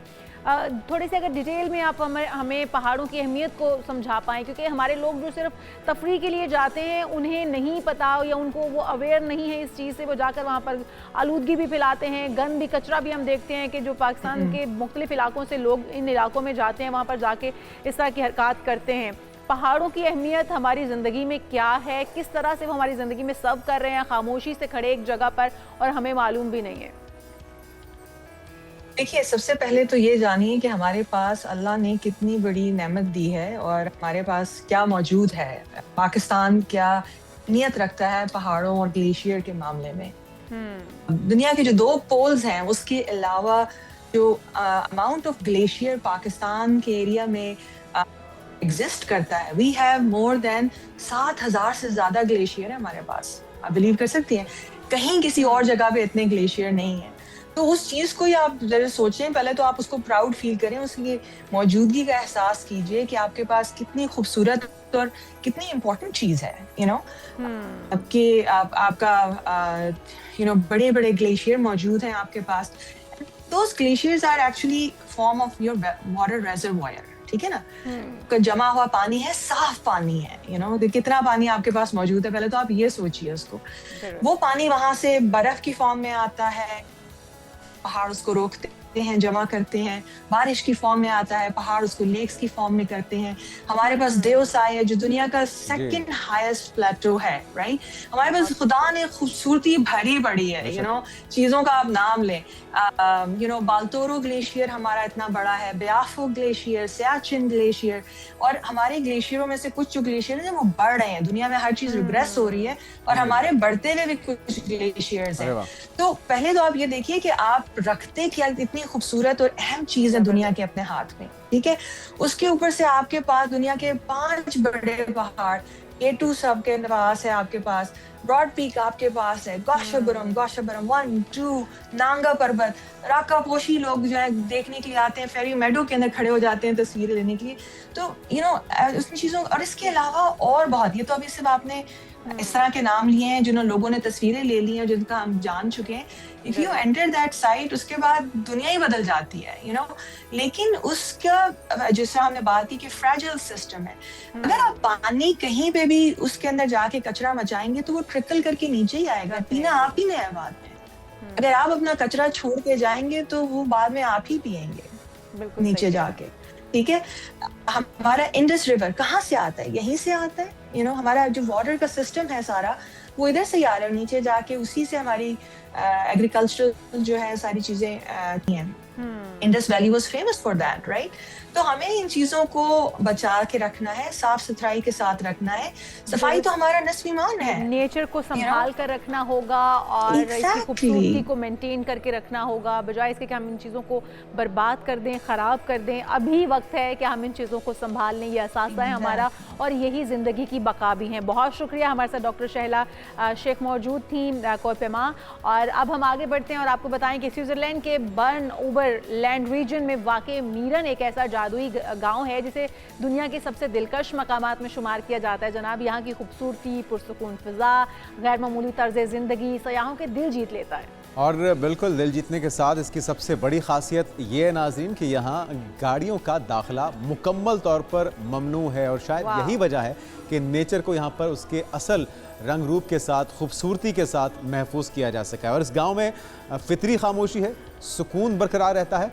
मीरन तक रसाई सिर्फ केबल कार या कोक व्हील ट्रेन के जरिए मुमकिन है और हर कदम पर नजर आने वाले मनाजिर एक नायाब शाहकार की मानद महसूस होते हैं कि काश हम ये भी कहते हैं कि पाकिस्तान में जो खूबसूरत मनाजिर हैं वहाँ भी कोई इस तरह की SOPs को पाबंदियाँ लगाई जाएँ जहाँ पे सिर्फ नेचर को महसूस किया जा सके, उसकी खूबसूरती को देखा जा सके। और अगर आप महसूस करें जो हम विजुअल्स आपको दिखा रहे हैं तो यहाँ पर सूरज की किरणें भी बहुत मुनफरद नज़र आ रही हैं।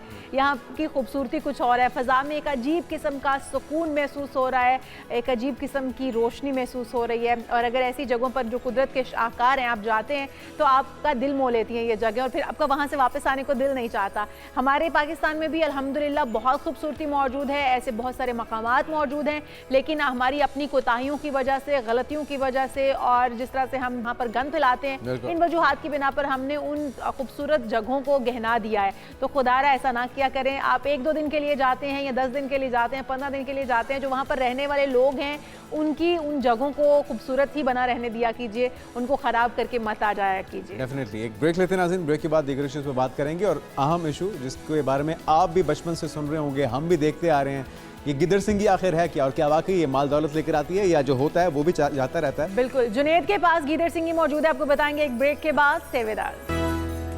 Welcome back. और बात हो जाए कुछ गिदर सिंगी की। ये गिदर सिंगी क्या है? एक ऐसा नाम जिसे सुनते ही जादू, पुरअसरारियत और डर की खफीफ लहर साथ साथ उभरती है और आमिलों और जोगियों की दुनिया में इसे वो ताकतवर शय समझा जाता है जो किस्मत बदल सकती है, मालो दौलत खींच सकती है और ज़िंदगी की रुकावटें दूर कर सकती है। लेकिन मेरा खुद से ये सवाल होता है और बाज़ आमिलों जोगियों से भी मैंने पूछा कि भाई अगर इतनी ही ये ताकतवर चीज़ है तो फिर आपको दर दर की ठोकरें क्यों खानी पड़ रही हैं? तो दर तो एक ही है, अल्लाह ताला का दर जिससे हमें मांगना चाहिए। तो ये गिदर सिंगी किस खेत की मूली है? ऐसी क्या चीज़ है जिससे इतना ज़्यादा अवाम को वर्गलाया जाता है? ये जानने की कोशिश करते हैं। लेकिन जुनैद इससे इंस्पायर्ड भी बहुत हैं और जुनैद कहते हैं कि इन्होंने हकीकी ज़िंदगी में भी गिदर सिंगी देख रखी है। मैंने सिर्फ सुन रखा था, लेकिन जुनैद वाहिद वो इंसान है जिन्होंने नहीं वाहिद नहीं, बहुत से ऐसे लोग हैं, मतलब हमारे सेट पे इस वक्त वाहिद वो शख्स हैं जिन्होंने ये गिदर सिंगी बाकायदा तौर पर देख रखी है। तो गिदर सिंगी की अहमियत क्या है? क्या वाकई असरअंदाज होती है? और अगर होती है तो फिर वही बात जो जुनैद भी क्वेश्चन करते हैं खुद से भी और जोगियों से भी कि आपके पास वो अगर गिदर सिंगी मौजूद है तो फिर आप मालो दौलत से इतने माला माल क्यों नहीं है? हमारे साथ मुफ्ती मोहम्मद अहमद शहबाज साहब मौजूद हैं। वेलकम टू शो कहेंगे आपको मुफ्ती साहब। मुफ्ती साहब, ये सवाल हमारा आपसे ही है। जुनैद ने गिदर सिंगी देख रखी है और जुनैद ये कहते हैं कि ये बाकायदा तौर पे बढ़ने वाले बाल भी होते हैं, इसके बढ़ते हैं बाल और ये एक गिदर के माथे पर लगा हुआ एक वो चीज़ होती है जिसको उतार लिया जाता है और वो गिदर सिंगी होती है। तो ये वाकई इस तरह से ही है और इसकी अहमियत क्या है? इसको पास रखने से क्या वाकई मालो दौलत अट्रैक्ट होके आपके बैग में आ जाएंगे? बिस्मिल्लाहिर्रहमानिर्रहीम। ये गीदड़ सिंगी जो है ना, ये दरअसल गीदड़ के सींगों से निकलने वाला एक मुड़ा हुआ नरम बालों वाला हिस्सा है और ये एक ट्यूमर या रसोली की तरह होता है। अच्छा। आमतौर पे लोग इसे तलिस्माती या खुशकिस्मती की अलामत समझते हैं, हालांकि इसका ताल्लुक जदोई कुव्वत से बिल्कुल भी नहीं है। ये एक हयातियाती अमल है जिसमें खुनियों का बढ़ना शामिल है और जोगियों, सपेरों और झूठे आमलों, जादूगरों के पास ये पाई जाती है।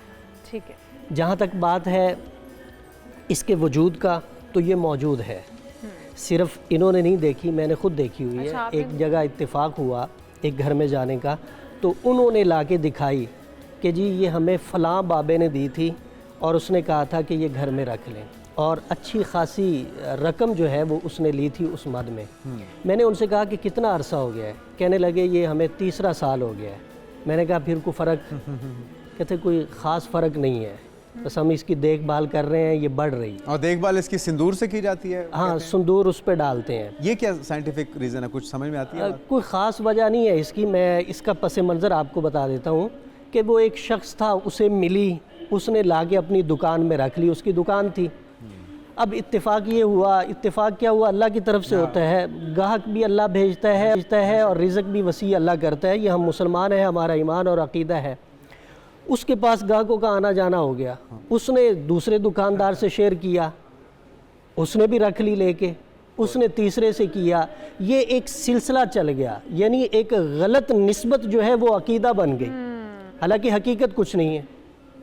अच्छा, हमारे और बड़े सगीर पाको हिंद से हैं और हमारा एक ही रहन सहन, एक ही तौर तरीके और हमारी बहुत सारी चीज़ें मुश्तरका हैं। जैसे हम शादी ब्याहों की रस्में भी हम भारत से बहुत सारी चीज़ें लेकर आए हैं, उसी तरह से हम करते हैं। तो क्या ये गीदड़ सिंगी का कॉन्सेप्ट भी हम वहीं से लेकर आए हैं या फिर पाकिस्तान के अंदर भी इसकी अपनी एक अहमियत मौजूद? नहीं, पाकिस्तान में इसकी अहमियत नहीं है, ये एक सिलसिला है पीछे से जिसका आप तज़किरा कर रहे हैं। ये एक हिंदुआना अकीदा है और हिंदुआना एक रस्म है जिसे हमने अकीदा बना लिया है कि इसको घर में रखने से, इसको पास रखने से, इसकी देखभाल करने से हमें रिज़्क मिलेगा। एक अदना से अदना मुसलमान उसको ये बात ज़ेब ही नहीं देती गीदड़ सिंगी से रिज़्क मालो दौलत का यकीन रखना कि इससे बढ़ेगा। ये तो ऐसे ही है जैसे पत्थर से यकीन रखना कि ये पानी देगा। ठीक है। अच्छा मुफ्ती साहब, ये गिदड़ सिंगी जो है, अब ये सपेरों के पास उमूमी तौर पे मैंने तो उन्हीं के पास ही देखी है। तो ये गिदड़ कहाँ पर पाए जाते हैं और ये कहाँ से हासिल कहाँ से होती है, और क्या खुद से कोई जाली गिदड़ सिंगी भी बनाई जाती है जो कि किसी को माल हटियाने के लिए उसे कह तो दिया जाए? और ये पाकिस्तान में भी दस्तयाब है इस तरह की गिदड़? ये कोई बीमारी है जिससे ये ग्रो करता है ये सींग? जो हकीकी गिदड़ सिंगी होती है वो तो बहुत नायाब होती है। अच्छा, वजूद उसका है, मिलती है, लेकिन ज़्यादातर जो सिलसिला चल रहा है वो आर्टिफिशियल चल रहा है। आर्टिफिशियल चल रहा है। उसमें तो ये उसके बाल रीग्रो नहीं होते होंगे दोबारा से? नहीं, हाँ, नहीं, वो इस तरफ जाते ही नहीं। बस वो फिल्म ही ऐसी डालते हैं कि बंदा मुतमईन हो जाता है कि ये मैंने रख ली है, अब इससे मुझे माल भी आएगा, मेरी शोहरत भी होगी, मुझे दौलत भी मिलेगी, मुझे रुपया और पैसा भी। तो ये तो शिर्क नहीं है, ये तो गुनाह है बड़ा। बिल्कुल। अगर आप तावीज़ के मुतल्लिक़ भी ये यकीन रखें, उसे भी मौसर बिज़ात समझें, तो ये भी शिरक है।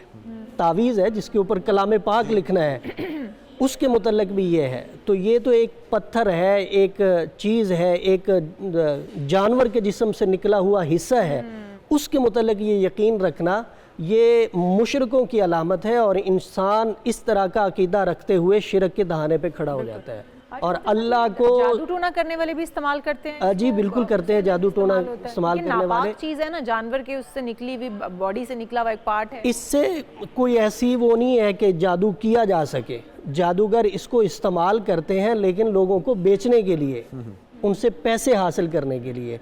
उनका ये यकीन बनाते हैं कि इसको आप घर में रखेंगे तो जादू आपके पास नहीं आएगा, जिन्नात आपके घर में नहीं आएंगे, मालो दौलत आपके पास बिल्कुल आएगा, आपको हर तरह की फरावानी हो जाएगी। अगर जानवरों की हड्डियों की बात की जाए या इंसानी हड्डियों की बात की जाए तो कहा जाता है कि उनके ऊपर काला जादू करने वाले उन मखसूस किस्म की हड्डियों के ऊपर जादू करते हैं और वो जादू होता भी है। तो ये भी तो एक जिस्म का हिस्सा है, किसी भी जानवर का है। तो क्या इसका वाकई में कोई, हम ये कह सकते हैं कि ताल्लुक ही नहीं है, जिस तरह आप कह रहे हैं कि वाकई ये तो बात दायरा इस्लाम से बाहर ले जाती है, हमें इसमें कोई शक नहीं है, लेकिन करने वाले इससे कोई फ़ायदा भी उठाते होंगे? जी बिल्कुल ऐसे है कि जानवरों की हड्डियाँ लेके उनके ऊपर वो आमाल करते हैं, शिरकिया भी करते हैं, कुफ्रिया भी करते हैं, जादू करते हैं, लोगों को नुकसान पहुंचाने के लिए, घरों की खुशहाली को वीरान करने के लिए, अपने अपने मकासद के लिए वो जादू किया जाता है, हड्डियों पे होता है। चूँकि ये भी जानवर के जिस्म का हिस्सा है, इस पे भी किया जा सकता है, लेकिन करने वाले को आप मुसलमान नहीं कह सकते। मुसलमान ना तो सोच सकता है और ना कर सकता है, और इस तरह का एतकाद और यकीन रखने वाला अपने आप को मुसलमान कह भी नहीं सकता। हमें ये कुरान पाक ने सबक और दरस दिया है, वमन यत्तकिल्लाह यजअल लहू मखरजा वयरज़ुक़हु मिन हैसु ला यहतसिब। अल्लाह से डरो, ये बुनियाद है रिज़्क हासिल करने की। हम रिज़्क के पीछे भागते हैं, रिज़्क देने वाली ज़ात अल्लाह की है। वमा मिन दाब्बतिन फिल अर्ज़ि इल्ला अलल्लाहि रिज़्क़ुहा, कि ज़मीन पे चलने वाला कोई चौपाहा ऐसा नहीं है कि जिसका रिज़्क अल्लाह के ज़िम्मे ना हो। इंसान, जानवर, चरिंद परिंद, हर चीज़ को रिज़्क देने वाली ज़ात अल्लाह की है। और कुरान सूरह तलाक़ की ये आयत ये बता रही है कि अल्लाह से डरो, अल्लाह की ज़ात पे भरोसा रखो, अल्लाह तुम्हें वहाँ से रिज़्क देगा जहाँ से तुम गुमान भी नहीं कर सकते। अच्छा, रिस्क के बारे में कहा जाता है कि जब इंसान इस दुनिया में आता है तो उसका रिस्क लिख दिया जाता है, ये बात कितनी सच है? और क्या कोई ऐसा अमल है, कोई ऐसा तरीका है जिससे रिस्क में इजाफा किया जा सके अपने नेक अमाल से, वालिदैन की फरमाबरदारी करके, सदका खैरात करके, सदका जारिया करके?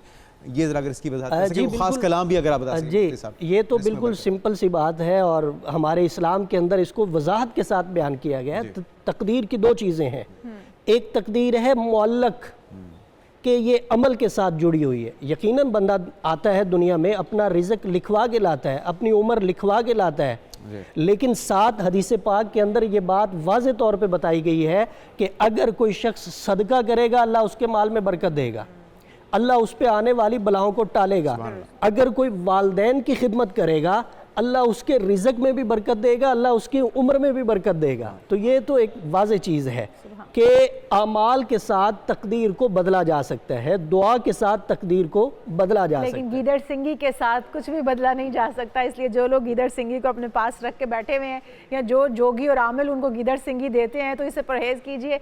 ये कभी भी आपके मालो दौलत में इजाफा नहीं करता, आपका सुकून बर्बाद कर देगा। उल्टा आप इस तरह शिर्क में दाखिल हो जाएंगे, मुनाफिक हो जाएंगे और इस्लाम के दायरे कार से बाहर भी हो जाएंगे। बहुत शुक्रिया, हमारे साथ मुफ्ती मोहम्मद अहमद शहबाज साहब आप मौजूद थे। और अगर आप रिज़्क में फरावानी चाहते हैं तो अपने अमाल दुरुस्त कर लीजिए, अल्लाह से तौबा और इस्तगफार कीजिए, वालिदैन की खिदमत कीजिए और दूसरों के साथ अच्छा सलूक कीजिए, तो आपका रिज़्क खुद ब खुद बढ़ता चला जाएगा। आपकी हरकतें ठीक होंगी तब आपके रिस्क में इजाफा होगा। गिद्दड़ सिंगी से आपका रिस्क कम तो हो सकता है और मेहनत होगी अल्लाह पे तवक्कुल होगा, तो इन चीज़ों से रिस्क बढ़ता है, गिद्दड़ सिंगी से नहीं बढ़ता।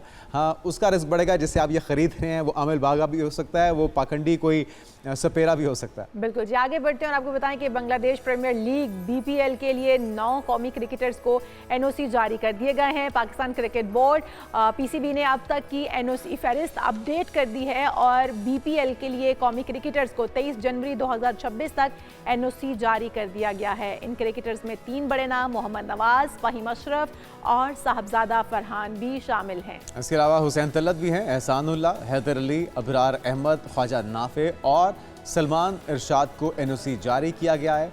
तो हम उम्मीद करते हैं ज़बरदस्त परफॉर्म करेंगे। इंटरनेशनल प्लेटफॉर्म पर पाकिस्तान की नुमाइंदगी ज़बरदस्त अंदाज में की जाएगी। वाज़ेह है कि बांग्लादेश प्रीमियर लीग 26 दिसंबर से 24 जनवरी तक खेली जाएगी। तो हमारी तरफ से बेस्ट विशेस इस लीग की कामयाबी के लिए भी और हमारे प्लेयर्स के लिए भी।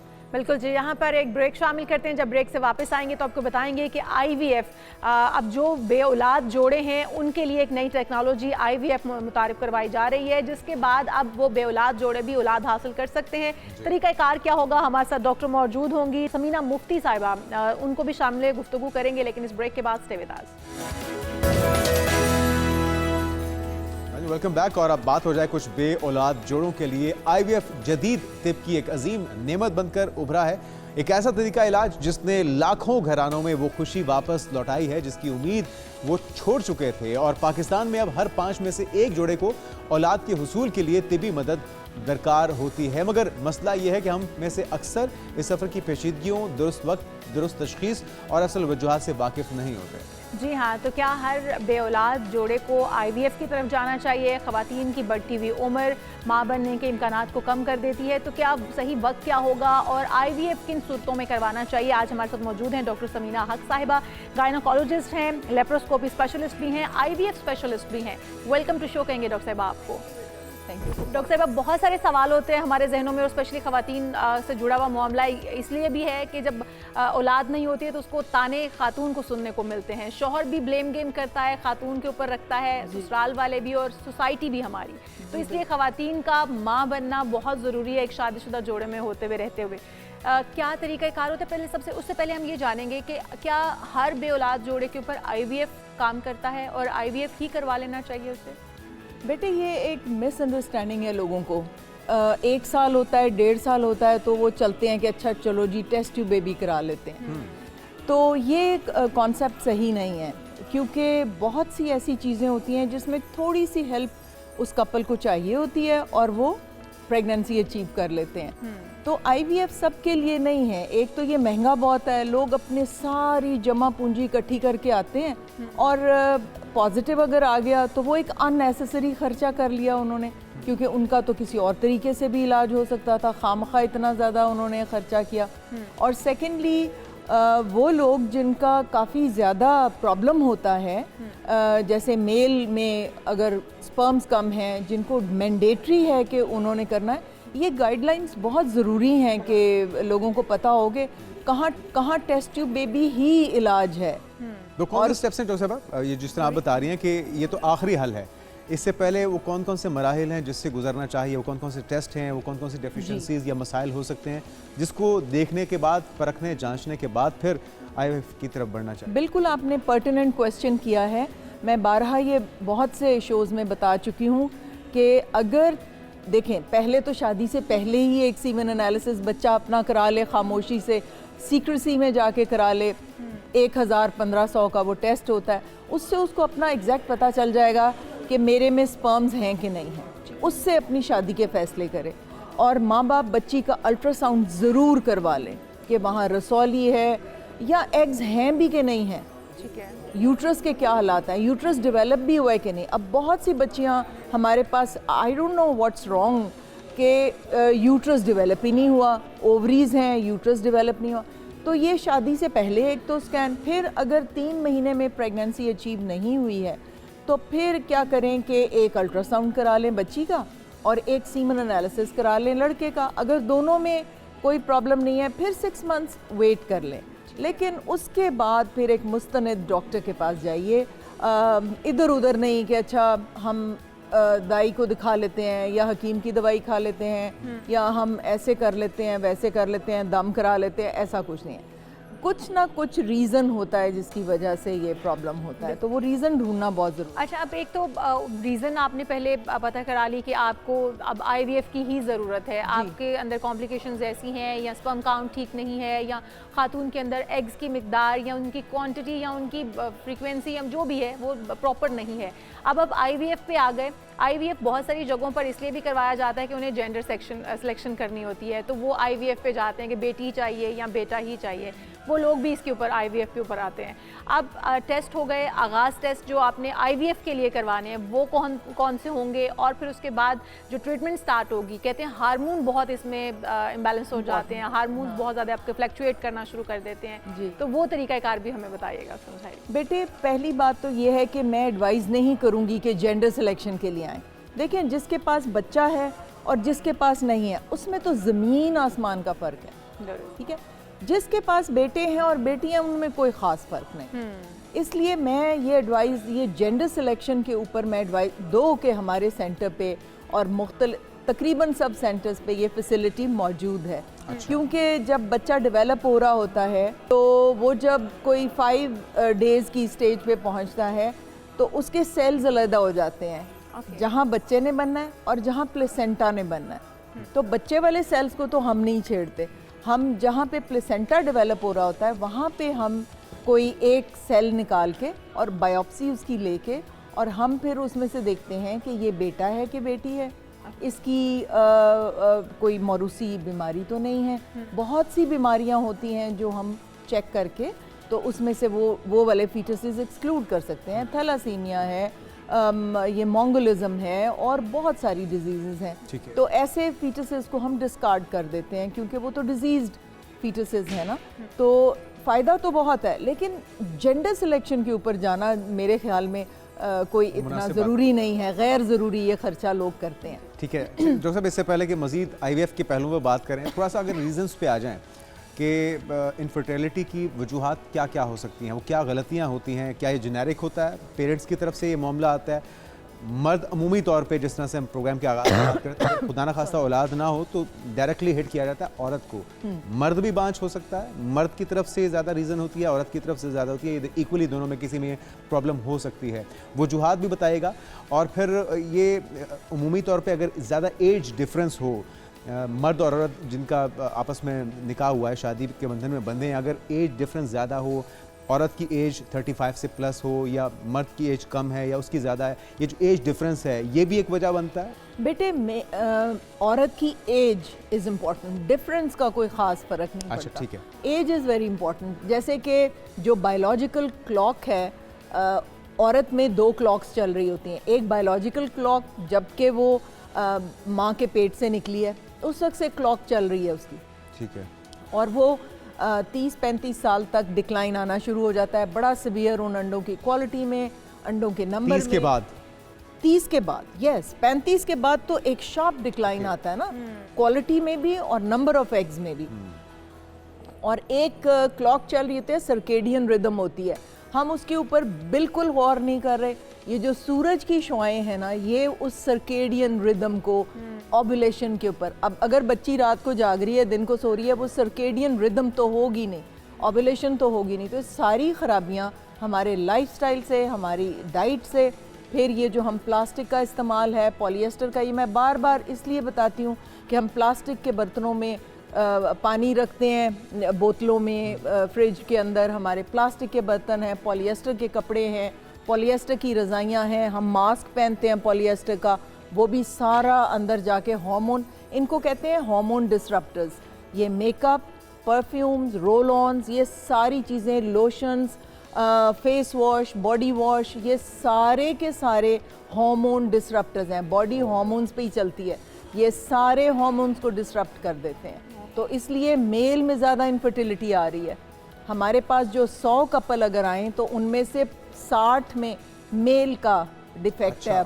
अब पहले और ये भी लाइफस्टाइल की वजह है, लाइफस्टाइल, यस, लाइफस्टाइल। आप ये देखें कि जो लड़के ज़्यादा मेकअप, परफ्यूम्स, थैलेट्स या फर्टिलाइजर्स जैसे ये होते हैं, खादें वगैरह, हमारे जो किसान लोग हैं उनका जो सारा है उससे डिफेक्ट पैदा हो सकता है, उनकी स्पर्मेटोजोआ। डाइट बड़ी इंपॉर्टेंट है। जितने भी प्रिजर्वेटिव वाले खाने आप खाएंगे उनके वो फिर जाके हार्मोन डिसरप्टर्स हैं।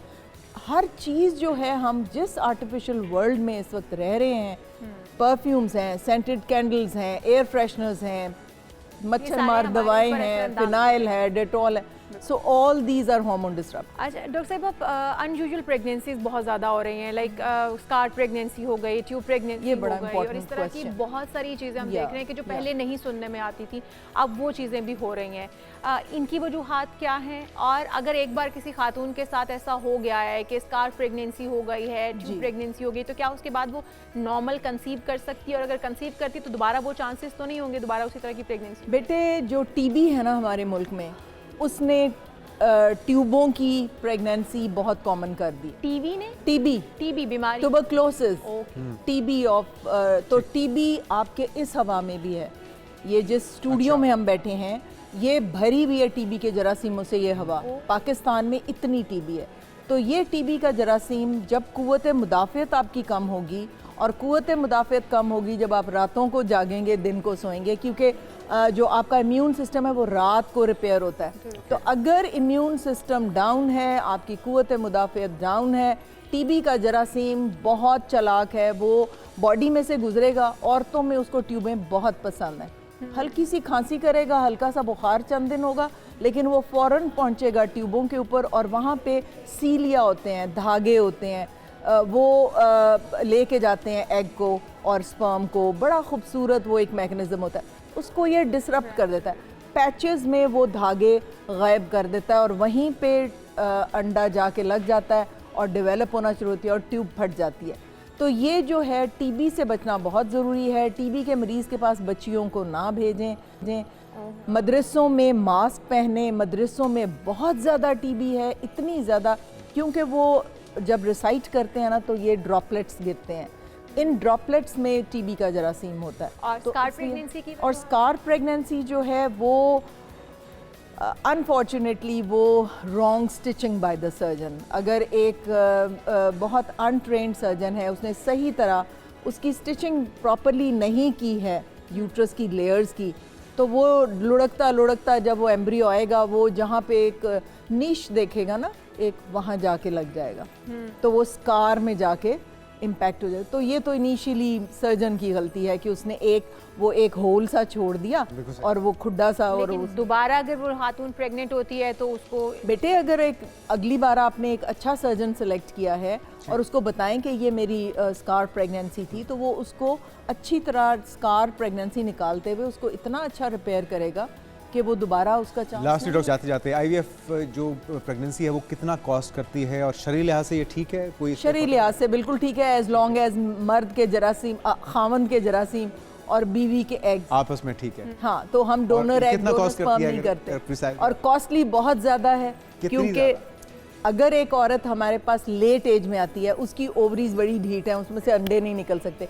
45 से 50 हज़ार के टीके डेली लगते हैं, और 15 दिन, और एक ही आईवीएफ जो प्रोसेस है तक जा सकता है तकरीबन 8-9 लाख, 1 मिलियन के अंदर ये 1 मिलियन के अंदर। Thank you so much. बहुत शुक्रिया। हमारे साथ डॉक्टर समीना हक मौजूद थी और जिस तरह से वो बता रही थी कि हर कपल को IVF की ज़रूरत नहीं होती, लेकिन IVF वैसे भी इस्लाम में हमारे बिल्कुल जायज़ है, आप करवा सकते हैं इस्लामी पॉइंट ऑफ व्यू से भी, लेकिन उसके लिए आपको एहतियात और जो टेस्ट है, पेशेंस को बहुत ज़्यादा मुजाहिरा करना पड़ता है, क्योंकि एक लंबा प्रोसीजर भी होता है और बहुत टाइम टेकिंग होता है। तो इसलिए बहुत सारे लोग, बहुत सारे कपल ऐसे नाउमीद हो जाते हैं, तो अपनी उम्मीद भी नहीं छोड़नी है। बहुत शुक्रिया जी। प्रोग्राम का वक्त खत्म हो चुका है, हम आपसे चाहेंगे इजाज़त। आपसे मुलाकात होगी कल। अपना ख्याल रखिएगा। अल्लाह हाफिज़।